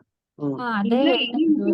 ಉಪನಿಷತ್ತು ಬಂದಾಗನು ಉಪ ಅಂದ್ರೆ ಕೂಡ ಈ ವೇದ ಶಾಸ್ತ್ರಗಳ ಹತ್ರನು ಕೂಡ ಹೆಲ್ಪ್ ಆಗತ್ತೆ ಅಂತ ಕೂಡ ಉಪರತಿಗೆ ಸೇರಿಸಬಹುದು ಅಂತ ನಾನು ಅನ್ಕೋತೀನಿ. ಎಲ್ಲ ಇವಾಗ ನೀವ್ ಹೇಳ್ತೀವಿ ಅದನ್ನೇ ಉಪ ಹೇಳ್ತಾ ಮೀನ್ಸ್ ಏನೆಲ್ಲ ಪ್ಲಸ್ ಇದೆ ಅದನ್ನೆಲ್ಲ ನಾವ್ ಆಡ್ ಮಾಡ್ಕೊತಾ ಹೋದ್ರೆ ನಮ್ಮ ನಾಲೆಜ್ ಕೂಡ ಸ್ವಲ್ಪ ಮೇಲೆ ಹೋಗ್ತಾ ಹೋಗುತ್ತೆ ಅನ್ನೋದನ್ನ ಇಲ್ಲಿ ಆಡ್ ಮಾಡ್ಕೋಬಹುದು ಅಂತ. ಅದೇ ಮ್ಯಾಮ್. ಆಮೇಲೆ ಷಟ್ ಸಂಪತ್ತಿ ಲಾಸ್ಟ್ ಸಮಾಧಾನ. ಸೊ ಅದರಲ್ಲಿ ಐ ಥಿಂಕ್ ಗುರುಜಿ ಸಮ ಮತ್ತೆ ದಿ ಅಂತ, ಅದು ದೀನಲ್ಲೂ ಸಮಾಧಿನಲ್ಲೂ ಹೇಳ್ತಾರೆ. ದಟ್ ಇಸ್ ಮಹಾಲಕ್ಷ್ಮಿ ಮ್ಯಾಮ್ ಹೇಳಿದ್ರು, ದಿ ಅಂದ್ರೆ ಇಂಟೆಲೆಕ್ಟು. ಯಾವಾಗ ಬುದ್ಧಿ ಸಮಾನತೆಯಲ್ಲಿ ಸ್ಥಿತಪ್ರಜ್ಞತೆಯಲ್ಲಿ ಇರುತ್ತೋ ಅದು ಸಮಾಧಾನ ಅಲ್ಲ ಸಮಾಧಿ ಅಂತ. ಆಮೇಲೆ ಲಾಸ್ಟ್ ಮುಮುಕ್ಷತ್ವ ಹೇಳ್ದಂಗೆ ಲೈಕ್ ಎಲ್ಲ ಬಂಧನಗಳಿಂದ ಮುಕ್ತರಾಗಬೇಕು ಅಂತ ಅರ್ಜ್ ಬರುತ್ತಲ್ಲ, ಅದೇ ಮುಮುಕ್ಷತ್ವ ಅಂತ. ಅಂಡ್ ಅವ್ರು ಹೇಳ್ದಂಗೆ ಆತ್ಮ ಇಸ್ ಆಲ್ವೇಸ್ ನಿತ್ಯ ಮುಕ್ತ. ಸೊ ಅದಕ್ಕೆ ಆತ್ಮಕ್ಕೆ ಮುಕ್ತಿ ಇಲ್ಲ, ಬಟ್ ದ ಮುಕ್ತಿ ಇಸ್ ಫಾರ್ ದ ಐ. ನನ್ಗೆ ಮುಕ್ತಿ ಬೇಕು ಅಂತ ಅನ್ನಿಸ್ತಾ ಇರುತ್ತಲ್ಲ, ಅದಕ್ಕೆ ಮುಕ್ತಿ, ಅದರಿಂದ ಮುಕ್ತಗೊಳ್ಳೋದೇ ಮುಮುಕ್ಷತ್ವ ಅಂತ. ಅರ್ಥ ಆಯ್ತು. Okay. So ಎಲ್ಲರೂ ಚೆನ್ನಾಗಿ ಅರ್ಥ ಮಾಡ್ಕೊಂಡಿದ್ದೀರಾ? I would just like to add a few more things. In continuation of Usha's class, so we have come to the who is the fit student. ಯಾರು ಈ ಇದು ಆತ್ಮಜ್ಞಾನಕ್ಕೆ ಯಾರು ರೆಡಿಯಾಗಿದ್ದಾರೆ ಅಂತ. ಅದಕ್ಕೆ ಈ 7ನೇದ್ರಲ್ಲಿ ಹೇಳ್ತಾರೆ, ಅಧಿಕಾರಿಣಾಮ ಶಾಸ್ತೆ ಫಲಸಿದ್ಧಿ ವಿಶೇಷತಃ ಉಪಾಯ ದೇಶಕಾಲಾದ್ಯ ಸತ್ಯಸ್ಮಿನ್ ಸಹಕಾರಿಣ ಅಂತ. ಇಲ್ಲಿ ಏನ್ ಹೇಳ್ತಾರೆ ಅಂದ್ರೆ, ಇದು ನಮ್ಗೆ 4 ಬ್ಲೆಸ್ಸಿಂಗ್ಸ್ ಬೇಕಾಗತ್ತೆ ಈ ನಮ್ಗೆ ಈ ಆತ್ಮಜ್ಞಾನಕ್ಕೆ. ಅದಕ್ಕೆ ಏನಂದ್ರೆ ನಮ್ಗೆ ಒಂದು ಶಾಸ್ತ್ರ ಕೃಪೆ ಬೇಕು, ಶಾಸ್ತ್ರ ಬೇಕು, ಗುರು ಕೃಪೆ ಬೇಕು, ಇದೆರಡೂ ಬೇಕಾಗತ್ತೆ. ಸೊ ಇದೆರಡು ಇದ್ರೂ ಕೂಡ ಸಾಕಾಗಲ್ಲ, ಇದ್ರಲ್ಲಿ ಈಶ್ವರ ಕೃಪೆನೂ ಬೇಕು. ಬಟ್ ಇದು 3ಕ್ಕಿಂತ ಜಾಸ್ತಿ ಬೇಕಾಗಿರೋದು ಆತ್ಮ ಕೃಪೆ. ನಾನು ಮಾಡ್ಬೇಕು, ನಾನು ನನ್ ಪ್ರಯತ್ನ, ನಾನು ಫರ್ಮ್ ಕನ್ವಿಕ್ಷನ್ ಇದು ಸಾಧಿಸ್ಬೇಕು, ನಾನ್ ಕೈಲಿ ಆಗತ್ತೆ ಅಂತ ಒಂದು ಪಾಸಿಟಿವ್ ಇದೆಯಲ್ಲ, ಆ approach is very very important. ನಿಮ್ಗೆ ಒಳ್ಳೆ ಗುರು ಸಿಗ್ಬೋದು, ಒಳ್ಳೆ ಶಾಸ್ತ್ರ ಸಿಗ್ಬೋದು, ಈಶ್ವರ ಕೃಪೆ ಸಿಕ್ಕಲ್ಲ, ಇದೆಲ್ಲ ಆಗತ್ತೆ. ಈಶ್ವರ ಕೃಪೆಯಿಂದನೇ ನಿಮ್ಗೆ ಗುರುನು ಶಾಸ್ತ್ರ ಸಿಗೋದು. ಆದ್ರೆ ನನ್ನ ಆತ್ಮಕೃಪೆ, ನಾನು ರೆಡಿಯಾಗಿದ್ದೀನಿ, ಅದಕ್ಕೆ ನಾನು ಹೇಗಾದ್ರೂ ಮಾಡ್ತೀನಿ ಅನ್ನೋದಿದೆಯಲ್ಲ, ಅದು ಇಂಪಾರ್ಟೆಂಟ್. ಇದು 4 ನಮಗೆ ಬ್ಲೆಸ್ಸಿಂಗ್ಸು. ಸೊ ಇದಾದ್ಮೇಲೆ ನಾವು 8ನೇದ್ರಲ್ಲಿ ನಾನು ಡೀಟೇಲ್ ಆಗಿ ಹೋಗಲ್ಲ. ಇದರಲ್ಲಿ 4 ಇದು ಹೇಳಿದ್ದಾರೆ, 4 ತರ ಕ್ವಾಲಿಫಿಕೇಶನ್, ಸಾಧನ ಚತುಷ್ಟಯ ಇದೆ ಅಂತ ಇಲ್ಲಿ ಹೇಳಿದ್ದಾರೆ. ಆ ಸಾಧನ ಚತುಷ್ಟಯ ಬಗ್ಗೆ ಇವಾಗ ನಾವು ಅದನ್ನೇ ಡಿಸ್ಕಸ್ ಮಾಡ್ತಾ ಇದ್ದು. 4 ಕ್ವಾಲಿಫಿಕೇಶನ್ಸ್ ಅಂತಾರೆ: ವಿವೇಕ, ವೈರಾಗ್ಯ, ಷಟ್ ಸಂಪತ್ತಿ, ಮುಮುಕ್ಷುತ್ವ. ಇದು 4 ಸಾಧನ ಚತುಷ್ಟಯ ಅಂತಾರೆ. And these are the qualifications a student must have to enter the spiritual path. ಆತ್ಮಜ್ಞಾನ ಪಡಿಬೇಕು ಅಂತ ಇಚ್ಛೆ ಇರೋ ಒಂದು ಸ್ಟೂಡೆಂಟ್ಗೆ ಈ ಬೇಸಿಕ್ ಕ್ವಾಲಿಫಿಕೇಶನ್ಸ್ ಬೇಕು. ಹೇಗೆ ಇದು ಮೋಹನ್ ಲಕ್ಷ್ಮಿ ಆದಾಗ ಒಂದು ಕ್ಲಾಸ್ ಇಂದ ಇನ್ನೊಂದು ಕ್ಲಾಸ್ ಹೋಗೋವಾಗ, ಇವಾಗ PUC ಹೋಗಿದ್ರೆ SSLC ಪಾಸ್ ಆಗಿರ್ಬೇಕು, ಡಿಗ್ರಿಗೆ ಹೋಗೋದ್ರೆ PUC ಪಾಸ್ ಆಗಿರ್ಬೇಕು. ಸೊ ಬೇಸಿಕ್ ಕ್ವಾಲಿಫಿಕೇಶನ್ಸ್ ಬೇಕಾಗತ್ತಲ್ಲ, ಅಂತದ್ದು ಈ ಬೇಸಿಕ್ ಕ್ವಾಲಿಫಿಕೇಶನ್ಸ್ ವಿವೇಕ, ವೈರಾಗ್ಯ, ಷಟ್ ಸಂಪತ್ತಿ, ಮುಮುಕ್ಷುತ್ವ, ಇದು 4 ಅಂತ. ಸೊ ಇಲ್ಲಿ ಇದು ಇಷ್ಟಿದ್ರೆ ಮತ್ತೆ ಇದೆಲ್ಲ ಇದ್ಮೇಲೆ ಸ್ಟ್ರೇಟ್ ಅವೇ ಜ್ಞಾನಕ್ಕೆ ಹೋಗ್ಬೋದು. ಇದೆಲ್ಲ ಹಾಗಲ್ಲ, ಇದು ಸ್ಮಾಲ್ ಕ್ವಾಂಟಿಟೀಸ್ ಅಲ್ಲಿ ಇರುತ್ತೆ. ಬಟ್ ಆದ್ರೆ ನೀವು ಸಾಧನೆ ಮಾಡ್ತಾ ಮಾಡ್ತಾ ಎಲ್ಲ ಜಾಸ್ತಿ ಆಗುತ್ತೆ. ವಿವೇಕ ಜಾಸ್ತಿ ಆಗತ್ತೆ, ವೈರಾಗ್ಯ ಜಾಸ್ತಿ ಆಗತ್ತೆ, ನಿಮ್ ಷಟ್ ಸಂಪತ್ತಿನೂ ಎಲ್ಲ ಜಾಸ್ತಿ ಆಗತ್ತೆ. ಸೊ ನೀವು ಮುಮುಕ್ಷಕ್ಕೆ, ಮೋಕ್ಷಕ್ಕೆ ಕ್ಲೋಸ್ ಆಗಿ ಹೋಗ್ತಾ ಇರ್ತಾರೆ. ಸೊ ಈ ಫಸ್ಟ್ ಅವ್ರು ಹೇಳ್ದಂಗೆ ವಿವೇಕ ಅನ್ನೋದೇನು, ಆತ್ಮ ಅನಾತ್ಮ ವಿವೇಕ ಅಂತಾರೆ. ಅಂದ್ರೆ ಇದರಲ್ಲಿ ಆತ್ಮ ಯಾವುದು, ಅನಾತ್ಮ ಯಾವುದು. ಆತ್ಮ ಅನ್ನೋದವ್ರು ನಾವು ಮೊದ್ಲೇ ನೋಡಿದೀವಿ, ದಟ್ ವಿಚ್ ಇಸ್ ಪರ್ಮನೆಂಟ್. ಯಾವಾಗ್ಲೂ ಇದೆ, ಅದಕ್ಕೆ ಮೊದ್ಲು ಇತ್ತು, ಇವಾಗ್ಲೂ ಇದೆ, ಯಾವಾಗ್ಲೂ ಇರೋದು. What is permanent is called as ಆತ್ಮ, what is changing is called as ಅನಾತ್ಮ. ಸೊ ನಾವು ನೋಡ್ದಂಗೆ ಇನ್ನು ಮುಂದೆ ಬರುತ್ತೆ, ಈ ದೇಹ, ಮನಸ್ಸು, ಬುದ್ಧಿ, ಈ ಪ್ರಪಂಚದ ವಸ್ತುಗಳು ಎಲ್ಲಾನು ಅನಾತ್ಮನೆ. ಬೇಕಾದ್ರೆ ಎಲ್ಲದಕ್ಕೂ ಒಂದು ಬಿಗಿನಿಂಗ್ ಇದೆ, ಎಲ್ಲದಕ್ಕೂ ಒಂದು ಮಿಡ್ಲ್ ಇದೆ, ಎಲ್ಲದಕ್ಕೂ ಒಂದು ಎಂಡ್ ಇದೆ. ಸೊ ಇದೆಲ್ಲ ಅನಾತ್ಮನೆ. ಸೊ ನಮ್ಮ ಆತ್ಮ ಒಂದೇ, ಈ ನಮ್ಮ ಈ ದೇಹ, ಮನಸ್ಸು, ಬುದ್ಧಿನ ಬೆಳಗೋ ಆತ್ಮ ಒಂದೇ ಪರ್ಮನೆಂಟ್. ಸೊ ಈ ಒಂದು ಐ ಮೀನ್ ಥಾಟ್ ಈ ನಮಗ್ ಬರ್ಬೇಕು. ಫಸ್ಟ್ ಆಫ್ ಆಲ್ ಇದು ಹೇಗ್ ತಕ್ಷಣ ಬರಲ್ಲ. ನಾವು ಈ ಕ್ಲಾಸಸ್ ಅಟೆಂಡ್ ಮಾಡ್ತಾ ಮಾಡ್ತಾ ಸತ್ಸಂಗದಲ್ಲಿ ಇದ್ರೆ, ಗುರುಗಳ ಶಾಸ್ತ್ರ ಅದೇ ಶ್ರವಣ ಮನನದಿಂದ ಈ ವಿವೇಕ ಸ್ವಲ್ಪ ಡೆವಲಪ್ ಆಗತ್ತೆ. ಸ್ವಲ್ಪ ಡೆವಲಪ್ ಆದ್ಮೇಲೆ ಅದು ಇನ್ನೂ ಜಾಸ್ತಿ ಡೆವಲಪ್ ಮಾಡಿಸ್ಬೇಕು. ಸೊ ಅದಕ್ಕೆ ಗುರುಕುಲಕ್ಕೆ ಹೋಗಿ ಮೋರ್ ಸೀರಿಯಸ್ ಸ್ಟಡಿ ಮಾಡ್ಬೇಕು. ಸೊ ವಿವೇಕ ಅನ್ನೋದು ತುಂಬಾ ಇಂಪಾರ್ಟೆಂಟ್. ಆಮೇಲೆ ನೆಕ್ಸ್ಟ್ ವೈರಾಗ್ಯ.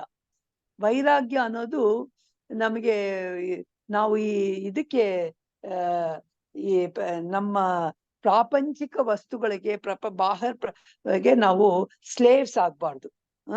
ಆದರೂ ಸ್ಲೇವ್ಸ್ ಆಗಿದ್ರೆ ಅದು ನಮಗೆ ವೈರಾಗ್ಯ ಅಲ್ಲ. ಸೊ ಅದು ಬಂಧನ. ಸೊ ನಾನು ನಂದ ದೇಹ, ನಾನ್ ಚೆನ್ನಾಗಿದ್ದೀನಿ, ನಾನ್ ಬುದ್ಧಿವಂತ, ನನ್ ಮನಸ್ಸು ಅಯ್ಯೋ ಪಾಪ ಅನ್ನತ್ತೆ, ನನ್ ಮಕ್ಕಳು, ನನ್ ಮನೆ, ಇವ್ರಿಗೆ ಇದಾಗ್ಬೇಕು, ಇದೆಲ್ಲ ನಂದು ಇದತ್ತಲ್ಲ, ಇದೆಲ್ಲನೇ ಬಂಧನ. ಸೊ ಈ ಬಂಧನ ಇರೋವರೆಗೂ ವೈರಾಗ್ಯ ಸಾಧ್ಯ ಇಲ್ಲ. ಸೊ ಈ ಬಂಧನ ಮತ್ತೆ ಹೇಗೆ ಈ ಬಂಧನ ಕಳ್ಸ್ಕೊಳ್ಳೋದು, ಅದಕ್ಕೆ ವಿವೇಕ ಬೇಕು. ಸೊ ವಿವೇಕದಿಂದ ನಾವು ಗೊತ್ತಾಗತ್ತೆ ಯಾವ್ದು ಪರ್ಮನೆಂಟ್, ಯಾವ್ದು ನಾಟ್ ಪರ್ಮನೆಂಟ್ ಅಂತ. ಸೊ ಆವಾಗ ಏನಾಗತ್ತೆ, ವೈರಾಗ್ಯ ಬರುತ್ತೆ. ಆದ್ರೆ ಇಲ್ಲೇನ್ ವೈರಾಗ್ಯ ಅಂದ್ರೆ ಎಲ್ಲ ಬಿಟ್ಬಿಡ್ಬೇಕು ಅಂತ ಇಲ್ಲ. ವೈರಾಗ್ಯ ಅಂದ್ರೆ ಎಲ್ಲ ಬಿಟ್ಟು, ನಾನು ಇದು ತಿನ್ನಲ್ಲ, ಇವ್ರ ಹತ್ರ ಮಾತಾಡಲ್ಲ, ಇನ್ಮೇಲೆ ಈ ಬಟ್ಟೆ ಧರಿಸಲ್ಲ, ಇನ್ಮೇಲೆ ಆಭರಣ ಹಾಕಲ್ಲ, ನಾನು ಕಾವಿ ಉಟ್ಕೊಳ್ತೀನಿ, ಅಲ್ಲಿ ಹೋಗ್ತೀನಿ, ಅದಲ್ಲ ವೈರಾಗ್ಯ. ವೈರಾಗ್ಯ ಅನ್ನೋದು ಎಲ್ಲಾರ ಜೊತೆಲಿ ಇದ್ಕೊಂಡು ಕೂಡ ನಮಗಿದೆಲ್ಲ ನಶ್ವರ ಅಂತ ಗೊತ್ತು, ಆ ನಶ್ವರ ವಸ್ತು ಹೋಗುತ್ತೆ ಅಂತಾನು ಗೊತ್ತು, ಅದ್ ಹೋದಾಗೂ ನಾವು ವಿಚಲಿತರಾಗದೆ ಇರೋದು. ಅದಕ್ಕೆ ಹೇಳ್ತಾರೆ ಇಲ್ಲಿ, ವೈರಾಗ್ಯ is to be ready to lose the losables ಅಂತಾರೆ. ವೈರಾಗ್ಯ is to be ready to lose the ಲೂಸಬಲ್ಸ್.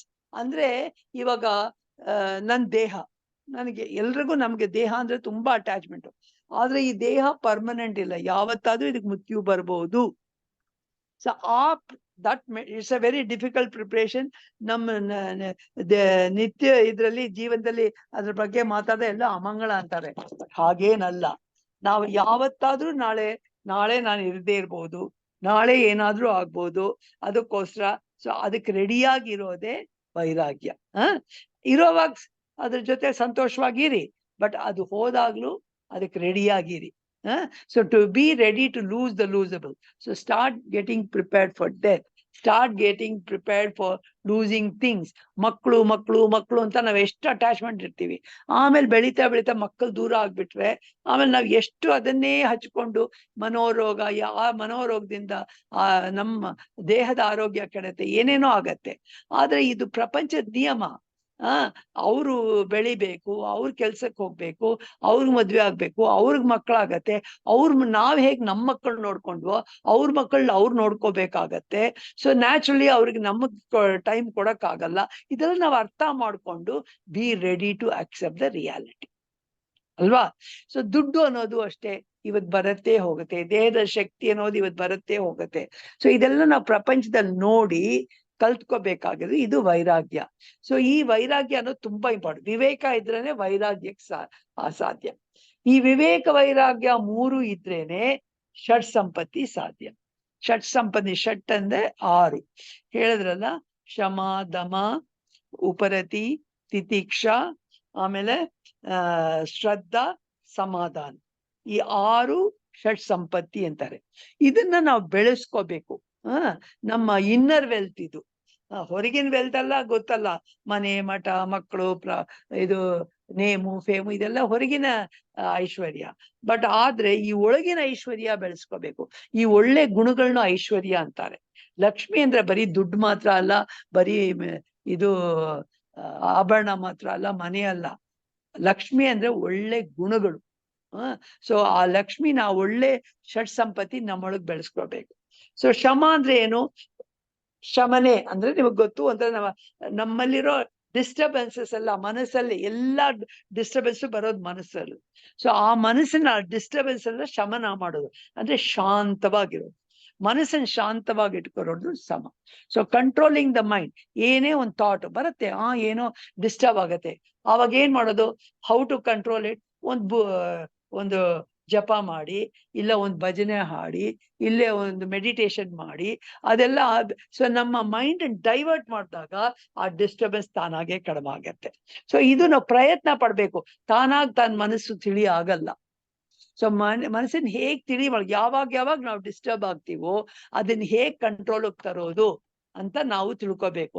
So ನಮ್ ಸಾಧನೆಗಳಿದೆಯಲ್ಲ, ಕೆಲವರಿಗೆ ಸಹಸ್ರನಾಮ ಹೇಳ್ಕೊಳ್ಳೋದ್ರಲ್ಲಿ ಇಷ್ಟ, ಕೆಲವ್ರು ಪೂಜೆ ಮಾಡೋದ್ರಲ್ಲಿ ಇಷ್ಟ, ಕೆಲವು ದೇವ್ರ ಮುಂದೆ ಕೂತ್ಕೊಳ್ಳೋದು ಇಷ್ಟ, ಕೆಲವು ದೀಪ ಹಚ್ಚೋದು ಇಷ್ಟ, ಕೆಲವು ದೇವಸ್ಥಾನಕ್ಕೆ ಹೋಗೋದು ಇಷ್ಟ. ಒಬ್ಬರಿಗೆ ಒಂದೊಂದು ಇಷ್ಟ ಆಯ್ತಲ್ಲ. ಇಂಥ ಒಂದು ಚಟುವಟಿಕೆಗಳಲ್ಲಿ ನಮ್ಮನ್ನ ಡೈವರ್ಟ್ ಮಾಡ್ಕೊಂಡ್ರೆ ಆಟೋಮ್ಯಾಟಿಕ್ ಆ ಮನಸ್ಸಲ್ಲಿ ಏನ್ ಡಿಸ್ಟರ್ಬೆನ್ಸ್ ಇರುತ್ತೋ ಅದು ತಾನಾಗೆ ಹೋಗುತ್ತೆ. ಸೊ ಇದನ್ನ ಬೆಳೆಸ್ಕೋಬೇಕು. ಈ ಮನಸ್ಸನ್ನ ಕಂಟ್ರೋಲ್ ತಂದ್ಕೊಳ್ಳೋದನ್ನ ಶಮ ಅಂತಾರೆ. ದಮ ಅನ್ನೋದು ಅಫ್ಕೋರ್ಸ್ ನೀವು ಹೇಳ್ದಂಗೆ ಇಂದ್ರಿಯ ನಿಗ್ರಹ.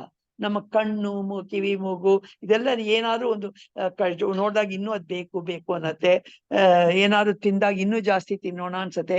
ಒಳ್ಳೆ ಮ್ಯೂಸಿಕ್ ಕೇಳಿದಾಗ ಅದನ್ನು ಕೇಳುವಂತ. ಹೀಗೆ ನಮ್ಮ ಇಂದ್ರಿಯಗಳಿಗೆ ಸಾಕಷ್ಟು ವಿಷಯ ಪ್ರಪಂಚದಿಂದ ವಿಷಯ ವಸ್ತುಗಳ ಅನುಭವ ಆಗ್ತಾ ಇರತ್ತೆ. ಅದು ಬೇಕು ಅಂತ. ಆದ್ರೆ ಇದರಿಂದ ನಾವೇನು ಸಾಧಿಸಲ್ಲ. ಇನ್ನು ಬೇಕು ಅಂತ ಹೋಗಿ ತುಂಬಾ ನಾವು ಈ ಕಾಮ, ಕ್ರೋಧ, ಮೋಹ, ಮದ, ಮಾತ್ಸರ್ಯ ಇಂತಕ್ಕೆ ನಾವು ಒಳಗಾಗ್ತೀವಿ. ಸೊ ಅದಕ್ಕೋಸ್ಕರ ಇದನ್ನೆಲ್ಲ ಅಲ್ಲಲ್ಲೇ ಬಿಟ್ಟು ಸಾಕು, ಇವತ್ತಿಗೆ ಇಷ್ಟೇ ಸಾಕು, ಇದ ಮೇಲೆ ನಾನು ನೋಡಲ್ಲ ಅಂತ ನಾವು ತಿರ್ಗಾ ಅದನ್ನ ಮನಸ್ಸಿಂದ ವಿವೇಕ ವೈರಾಗ್ಯದಿಂದ ಇಷ್ಟೇ ಸಾಕು ಅಂತ ಈ ನಮ್ಮ ಇಂದ್ರಿಯ ನಿಗ್ರಹ, ಇಂದ್ರಿಯ ಅನುಭವಗಳನ್ನ ಅಲ್ಲಲ್ಲೇ ತಡೆ ಹಾಕಿ ಕಂಟ್ರೋಲ್ ಮಾಡೋದಿಲ್ಲ, ಅದನ್ನ ಧಮ ಅಂತಾರೆ. ಆಮೇಲೆ ನೆಕ್ಸ್ಟ್ ಇಸ್ ಉಪರತಿ. ಇವಾಗ ತಾನೇ ಇವಳು ಯಶ್ಮಿತಾ ಹೇಳಿದ್ರು. ಉಪರತಿ ಅಂದ್ರೆ ಒಂದು ಟು ಗೋ ಅಪ್. ಅಂದ್ರೆ ಅದಕ್ಕೆ ನೀವು ವಿತ್ಡ್ರಾ ಮಾಡ್ಬೇಕು. If you have to go, ಒಂದು ಮೆಟ್ಲು ಮೇಲೆ ಏರ್ಬೇಕಾದ್ರೆ ಕೆಳಗಿನ ಒಂದು ಮೆಟ್ಲು ಬಿಡ್ಬೇಕಾಗತ್ತೆ ಅಲ್ವಾ. ನಾವು ಮಾಡಿ ಹತ್ತವಾಗ ಏನಾಗತ್ತೆ, ಕೆಳಗಿನ ಹತ್ತೀವಿ, ಮೇಲೆ ಹತ್ತಾ ಒಂದೊಂದ್ ಮೆಟ್ಲು ಬಿಡ್ತಾ ಹೋಗ್ತೀವಿ. ಹಾಗೆ ಉಪರನೇದು ನಾವು ಇಲ್ಲಿಗೆ ಬಂದಿರೋದು ಯಾತಿಗೆ, ಇದು ಆತ್ಮಚಿಂತನೆಗೆ, ಆತ್ಮನ ಬಗ್ಗೆ ತಿಳ್ಕೊಳಕ್ಕೆ. ಸೊ ಅದಕ್ಕೋಸ್ಕರ ಆತ್ಮಜ್ಞಾನಕ್ಕೆ ಬಂದಿರೋದು. ಅದಕ್ಕೆ ಏನ್ ಬೇಕೋ ಈ ಕೆಳಗಿಂದೆಲ್ಲ ಬಿಡ್ತೆ ಹೋಗ್ಬೇಕು. ಕೆಳಗಿಂದೆಲ್ಲ ಬಿಡ್ತೆ ಹೋಗ್ಬೇಕು ಅಂದ್ರೆ ಇವಾಗ ಆಲ್ರೆಡಿ ನಾವು ನೋಡ್ತೀವಿ, ಅನಾತ್ಮ ವಸ್ತು, ಬಂಧನ, ಅಟ್ಯಾಚ್ಮೆಂಟು, ರಾಗದ್ವೇಷ, ಕಾಮಕ್ರೋಧ, these are all the things which are holding us. So ಇದನ್ನೆಲ್ಲ ಒಂದೊಂದಾಗಿ ನಾವು ತಿಳ್ಕೊಂಡು, ನನಗೆ ಇವಾಗ ಮನಸ್ಸು ಡಿಸ್ಟರ್ಬ್ ಇದೆ, ಯಾಕೆ ಇದರಿಂದ, ಸೊ ನಾ ಮೇಲಕ್ಕೆ ಹೋಗೋಣ. ಸೊ ಅದೇ ಹೇಳಿದ್ನಲ್ಲ, so diverting your mind up, you automatically ಇಂದ್ರಿಯಗಳಿಂದ ದೂರ ಆಗ್ತೀರಾ.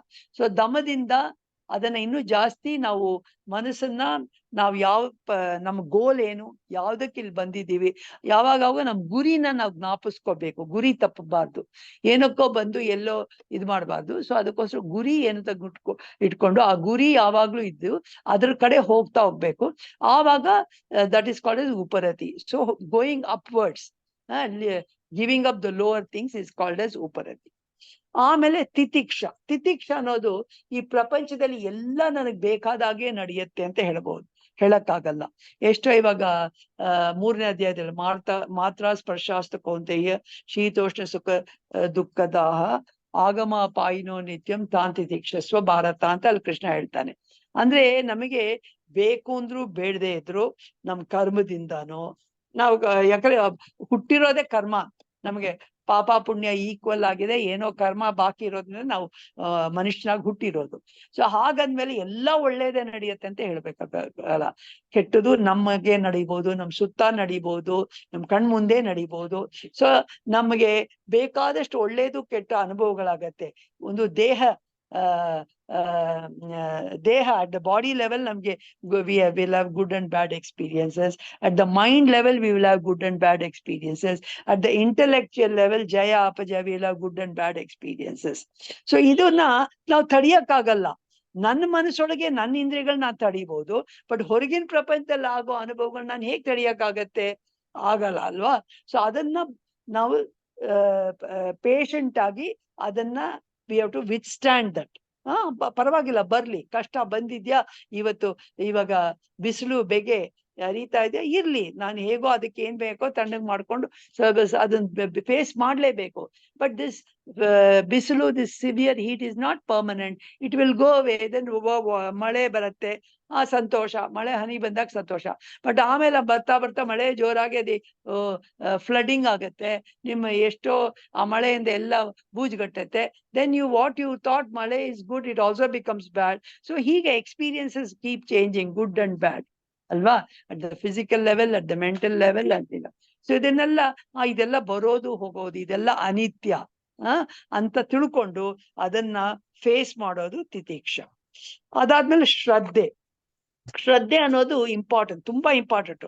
ಶ್ರದ್ಧೆ ಇಲ್ಲದೆ ಆತ್ಮಜ್ಞಾನ ಆಗೋದೇ ಇಲ್ಲ.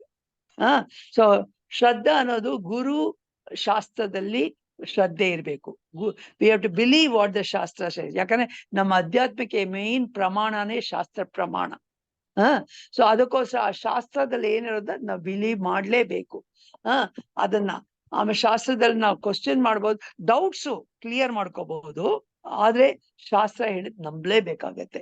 ಸೊ ಅದು ಶಾಸ್ತ್ರ ಪ್ರಮಾಣ. ಆಮೇಲೆ ಗುರು ಮೇಲೆ ನಮ್ ಪೂರ್ತಿ ಶ್ರದ್ಧೆ ಇರ್ಬೇಕು.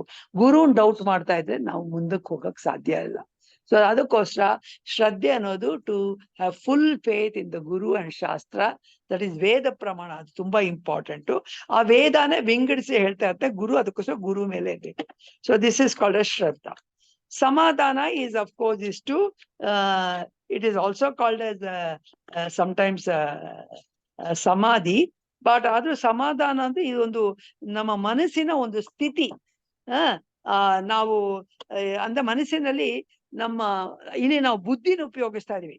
ಅಂದ್ರೆ ನನ್ಗೇನೇ ಪ್ರಾಬ್ಲಮ್ ಬರ್ಲಿ ನಾನು ಅದನ್ನ ಫೇಸ್ ಮಾಡ್ತೀನಿ, ಅದರಿಂದ ನಾನು ಡಿಸ್ಟರ್ಬ್ ಆಗಲ್ಲ, ನಾನು ಗುರಿ ತಪ್ಪಲ್ಲ ಅನ್ನೋ ಒಂದು ದೃಢ ನಿರ್ಧತೆ ಮನಸ್ಸಿನಲ್ಲಿ ಮಾಡ್ಕೊಂಡಿರ್ತೀವಲ್ಲ, ಅದನ್ನ ಸಮಾಧಾನ ಅಂತಾರೆ, ಹೇಳ್ತಾರೆ ಇಲ್ಲಿ. ಇಲ್ಲಿ ಸಮಾಧಾನ ಸೊ ಇಲ್ಲಿ ಆಕ್ಚುಲಿ ಇದು ಸಮಾಧಿ ಅಲ್ಲ, ಸಮಾಧಿ ಅನ್ನೋದು ಸ್ವಲ್ಪ ಬೇರೆ ಬರುತ್ತೆ. ಸೊ ಇದನ್ನ 6ನೇದು ಸಮಾಧಾನ ಅಂತಾರೆ. ಸೊ ಸಮಾಧಾನ ಅದು ಒಂದು ಬುದ್ಧಿಯಿಂದ ನಾವು ಮಾಡೋ ಕೆಲಸ. ನಮ್ಮ ಬುದ್ಧಿ ನಾವು ಸರಿಯಾಗಿ ಉಪಯೋಗಿಸ್ಕೊಂಡು ಅದನ್ನ ನಮ್ಮ ಯಾಕಂದ್ರೆ ಬುದ್ಧಿಯಿಂದ ಮನಸ್ಸನ್ನು ಕಂಟ್ರೋಲ್ ಮಾಡ್ಬೋದು. ಮನಸ್ಸು ಹೀಗೂ ಬೇಕು ದೂರ ಆಗುತ್ತೆ. ಏನಾದ್ರು ನೋಡಿದ ತಕ್ಷಣ ಆಕರ್ಷಣೆ, ಏನಾದ್ರು ನೋಡಿದ ತಕ್ಷಣ ಅಪ್ಸೆಟ್ ಆಗೋದು, ಯಾರೋ ಏನು ಹೇಳಿದ್ರು ಇದಾಗಲ್ಲ, ಇದೆಲ್ಲ ಮನಸ್ಸನ್ನ ಗುಣಗಳು. ಸೊ ಇದನ್ನ ಆ ಮನಸ್ಸನ್ನ ಕಂಟ್ರೋಲ್ ಮಾಡ್ಬೇಕಾಗಿ ನಮ್ ಬುದ್ಧಿ. ಸೊ ಆ ಬುದ್ಧಿ ಬಂದು ಮನಸ್ಸನ್ನ ಕಂಟ್ರೋಲ್ ಮಾಡ್ಬೇಕು. ನಾವು ನಮ್ಮ ಫೌಂಡೇಶನ್ ಏನು, ನಾನ್ ಬಂದಿರೋದು ಇಲ್ಲಿ ವಿವೇಕ ವೈರಾಗ್ಯ ಇದೆಲ್ಲ ತಿಳ್ಕೊಂಡು ನಾನು ಇದು ಆತ್ಮಜ್ಞಾನ ಕಡೆ ಹೋಗ್ತಾ ಇದ್ದೀನಿ. ಸೊ ನಾನು ಹೀಗೆಲ್ಲ ಇದಾದ್ರೆ ನನ್ನ ಗುರಿ ನನ್ನ ಗುರಿ ಇಸ್ ಮೋಕ್ಷ, ಅದಾಗಲ್ಲ. ಸೊ ಅದಕ್ಕೋಸ್ಕರ ಸೊ ನಾನು ಆ ಮನಸ್ಸನ್ನ ಕಂಟ್ರೋಲ್ ಮಾಡ್ಕೊಂಡು ನಾನು ವಿಚಲಿತನಾಗಿರೋದು. So that is called as ಸಮಾಧಾನ. ಸೊ ಇದು 6 ಕ್ವಾಲಿಫಿಕೇಶನ್ಸ್ ಆದ್ಮೇಲೆ ನೆಕ್ಸ್ಟ್ ಇಸ್ ಮುಮುಕ್ಷುತ್ವ, ಲಾಸ್ಟ್ ಒನ್. ಮುಮುಕ್ಷುತ್ವ ಅಂದ್ರೆ ಯಾರಿಗ್ ಮೋಕ್ಷದ ಆಸೆ ಇದೆಯೋ. ಮೋಕ್ಷ ಅಂದ್ರೆ ಏನು? ಮೋಕ್ಷ ಅಂದ್ರೆ ಏನು ನಾವು ಅದೇ ಇವರು ಮೋಹನ್ ಲಕ್ಷ್ಮಿ ಅಂದಾಗ ನಾವ್ ಅನ್ಕೊಂಡ್ವಿ ಏನೋ ಸತ್ತ ಮೇಲೆ ನಾವು ಸ್ವರ್ಗಕ್ಕೆ ಹೋಗೋದು, ವೈಕುಂಠಕ್ಕೆ ಹೋಗೋದು, ಕೈಲಾಸಕ್ಕೆ ಹೋಗೋದು ಮೋಕ್ಷ ಅನ್ಕೊಂಡಿರ್ತೀವಿ. ಅದೆಲ್ಲ ಮೋಕ್ಷ. ಅದೆಲ್ಲ ಬರೀ ಒಂದು ಲೋಕಗಳು. ಅಲ್ಲಿ ಹೋದೆ ನಮ್ ಪುಣ್ಯ ಮಾಡಿದ್ರೆ ಅಲ್ಲಿ ಹೋಗ್ತೀವಿ, ಸ್ವಲ್ಪ ದಿವಸ ಇರ್ತೀವಿ, ವಾಪಸ್ ಬರ್ತೀವಿ. ಅದು ಕೂಡ ಇಂಪರ್ಮನೆಂಟ್. ಸೊ ಮೋಕ್ಷ ಅನ್ನೋದು ನಮ್ಮ ಇಲ್ಲಿ ನಾವು ಸುಖ ಸಂತೋಷನ ಪ್ರಾಪಂಚಿಕ ವಸ್ತುದಲ್ಲಿ ಹುಡುಕ್ತಾ ಇದ್ದೀವಲ್ಲ, ಅದು ಹುಡುಕ್ತಾ ನಮ್ಗೆ ಅನ್ಸುತ್ತೆ ಇದು ಯಾವುದು ಪರ್ಮನೆಂಟ್ ಅಲ್ಲ. ಇವರು ಮಂಜುಳಾ ಹೇಳ್ದಂಗೆ ಇದು ಯಾವುದು ಪರ್ಮನೆಂಟ್ ಅಲ್ಲ. ಸೊ ಇದೆಲ್ಲ ಒಂದೊಂದ್ ದಿವಸ ಅಂತ ಆಗತ್ತೆ, ತಿರ್ಗಾ ನಾವು ಬೇರೆ ಎಲ್ಲ ಹುಡ್ಕೋಕ್ ಹೋಗ್ತೀವಿ ಅಂತ. ಸೊ ಆ ಪರ್ಮನೆಂಟ್ ಸುಖ, ಪರ್ಮನೆಂಟ್ ಸಂತೋಷ ಹುಡುಕೋದೆ ಮೋಕ್ಷ. ಆ ಪರ್ಮನೆಂಟ್ ಸುಖ, ಪರ್ಮನೆಂಟ್ ಮೋಕ್ಷ, ಪರ್ಮನೆಂಟ್ ಸಂತೋಷ ಎಲ್ಲಿದೆ? ಅದು ಎಲ್ಲೂ ಸಿಗಲ್ಲ. ಅದು ಆಲ್ರೆಡಿ ಇದೆ. ನಾವು ಅದಕ್ಕೋಸ್ಕರ ಸ್ವಲ್ಪ ನಮ್ಮಲ್ಲಿರೋ ಕೆಲವರು ಬಿಡ್ಬೇಕು. ಏನ್ ಬಿಡ್ಬೇಕು? ಆ ಬಂಧನ ಬಿಡ್ಬೇಕು. ಸೊ ಅದಕ್ಕೆ ಈ ಬಂಧನ ಅನ್ನೋದು ಸರಿಯಾಗಲ್ಲ. ಬಂಧನ ಅನ್ನೋದು ನಾವು ನೋಡಿದ್ದೀವಲ್ಲ, ರಾಗದ್ವೇಷ, ನನ್ನದು, ಅಹಂಕಾರ, ಮಮಕಾರ, ನಾನಿಷ್ಟು ಒಳ್ಳೆಯವನು, ನಾನಿಷ್ಟು ಗುಣವಂತ, ನನ್ನ ಬಗ್ಗೆ ತುಂಬಾ ದೊಡ್ಡ ಇದು ಕಲ್ಪಿಸ್ಕೊಳ್ಳೋದು ಗುಣಗಳ ಬಗ್ಗೆ, ನನ್ನ ದೇಹ, ನಾನಿಷ್ಟು ಚೆನ್ನಾಗಿದ್ದೀನಿ, ನಾನಿಷ್ಟು ಶಕ್ತಿ ಇದೆ, ಇದೆಲ್ಲ ಮಾಡಬಲ್ಲೆ, ನಾನ್ ತುಂಬಾ ಮನಸ್ಸು, ನಾನು ಎಂತೆಂಥವ್ರಿಗೆಲ್ಲ ಕಷ್ಟ ಸುಖದಲ್ಲಿ ಸಹಾಯ ಮಾಡಿದೀನಿ, ನಾನ್ ಬುದ್ಧಿ, ನಾನು ಇದನ್ನ ಸಾಧಿಸಿದ್ದೀನಿ, ಅದನ್ನ ಸಾಧಿಸಿದ್ದೀನಿ, ನನ್ಗೆ ಪವರ್ ಬಂದಿದೆ, ನನ್ ರೆಕಗ್ನಿಷನ್ ಮತ್ತೆ ಅವಾರ್ಡ್ಸ್ ಬಂದಿದೆ. ಇದೆಲ್ಲ ಅಹಂಕಾರ. ಇದಲ್ದೆ ನನ್ನದು, ನಾನ್ ಮಾತ್ರ ಅಲ್ಲ, ನನ್ನವರು, ನನ್ ಮಕ್ಕಳು, ಜನ ಮುಂದೆ ಬರ್ಬೇಕು, ಅದಕ್ಕೆ ಬೇರೆಯವ್ರ ನಾಶ ಆದ್ರೂ ಪರವಾಗಿಲ್ಲ ಅಂತ. ಇದನ್ನೇ ಮಮಕಾರ. ಈ ಅಹಂಕಾರ ಮಮಕಾರಗಳೇ ಬಂಧನ. ಈ ಬಂಧನದಿಂದ ಬಿಡಿಸ್ಕೊಳ್ಳೋದೆ, ಅದನ್ನ ಬಿಡಿಸ್ಕೊಂಡ್ರೆ ಆಟೋಮ್ಯಾಟಿಕ್ ನಮ್ ಸುಖ. ನಮ್ಗೆಲ್ಲಾ ದುಃಖಗಳು ಬರ್ತಾ ಇರೋದು, ಪ್ರಾಬ್ಲಮ್ಸ್ ಬರೋದು ಈ ಅಹಂಕಾರ ಮಮಕಾರದಿಂದ. ಯಾವಾಗ ಈ ಅಹಂಕಾರ ಮಮಕಾರ ಹೋಗುತ್ತೋ automatically we are in a peaceful state. ಸುಖ ಇದೆ, ಸಂತೋಷ ಇದೆ. This permanent sukha, permanent santosha comes when we totally get detached from the world. Okay? World means it's not only bahya prapancha, inner prapancha also. So when you get totally detached from this, so adike vairagya is a very, very important. So adakosane Krishna illi viveka vairagya navishtu helidru kuda vivekda vairagya andre, but ಭಗವದ್ಗೀತೆಯಲ್ಲಿ ನೀವು ನೋಡ್ತೀರಾ ಸಾಕಷ್ಟು ಶ್ಲೋಕದಲ್ಲಿ ಕೃಷ್ಣ ವೈರಾಗ್ಯದ ಬಗ್ಗೆ ತುಂಬಾ ಹೇಳ್ತಾನೆ. ವೈರಾಗ್ಯ ಇದ್ರೇನೆ ನಾವು ಈ ಬಿಡಿಸ್ಕೊಳಕ್ಕಾಗಕ್ ಸಾಧ್ಯ. ಸೊ ಇದ್ರ ಜೊತೆಗೆ ಇನ್ನೂ ಒಂದೇನು ಅಂದ್ರೆ, ನೀವು ಮೊದಲಲ್ಲಿ ಇದರಲ್ಲಿ ಅದೇ ಆತ್ಮ ಅನಾತ್ಮ ವಿವೇಕ ಜೊತೆಗೆ ಬ್ರಹ್ಮನ್ ಯಾರು, ಆಮೇಲೆ ಈ ಸತ್ಯ ಅಂದ್ರೆ ಏನು, ಮಿಥ್ಯ ಅಂದ್ರೆ ಏನು, ಸೊ ಇದೆಲ್ಲ ನಾವು ಇನ್ನ ಡೀಟೇಲ್ ಆಗಿ ನೋಡ್ಕೋಬೇಕು. ಸತ್ಯ, ಮಿಥ್ಯ, ಬಂಧನ, ಇದನ್ನೆಲ್ಲ ನಾವು ಡೀಟೇಲ್ ಆಗಿ ತಿಳ್ಕೊಂಡ್ರೆ ಇದೆಲ್ಲದಿಂದ ನಾವು ಹೇಗೆ ಮಿಥ್ಯಾನ್ ಬಿಡ್ಬೇಕು, ಹೇಗ್ ಬಂಧನ ಬಿಡ್ಬೇಕು, ಹೇಗ್ ಸತ್ಯದ ಹಿಂದೆ ಹೋಗ್ಬೇಕು, ಇದೆಲ್ಲ ನಾವು ತಿಳ್ಕೊಂಡ್ರೆ ನಾವು ಮೋಕ್ಷ ಪಡೆಯೋಕ್ ಸಾಧ್ಯ. ಮೋಕ್ಷ ಪಡೆಯೋದೇನಿಲ್ಲ, ಅದು ಇಟ್ಸ್ ಆಲ್ರೆಡಿ ದೇರ್. ನಾವು ಬಂಧನದಿಂದ ಬಿಡಿಸ್ಕೋಬಹುದು. So this is ಮುಮುಕ್ಷುತ್ವ.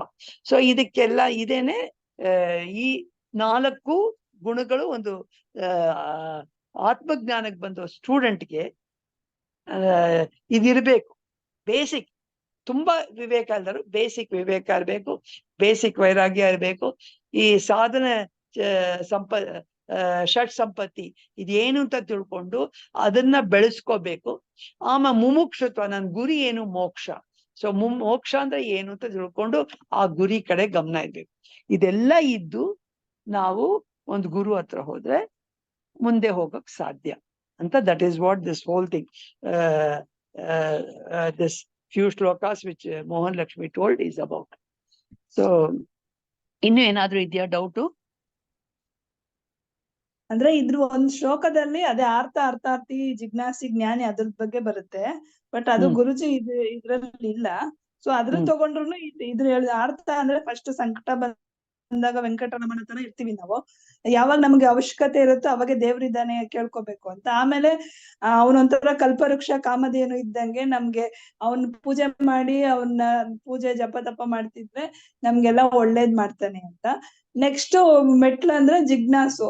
ಮಾಡ್ತಾ ಮಾಡ್ತಾ ಅವನ್ಗನ್ಸತ್ತೆ ದೇವ್ರೇನು ಇದೇನು ಅಂತ ನಾನು ತಿಳ್ಕೊಬೇಕು, ಇನ್ನೊಂಚೂರು ತಿಳ್ಕೊಳೋಣ ಅಂದಾಗ ಅವನಿಗ್ ಸ್ವಲ್ಪ ಇದಾಗತ್ತೆ.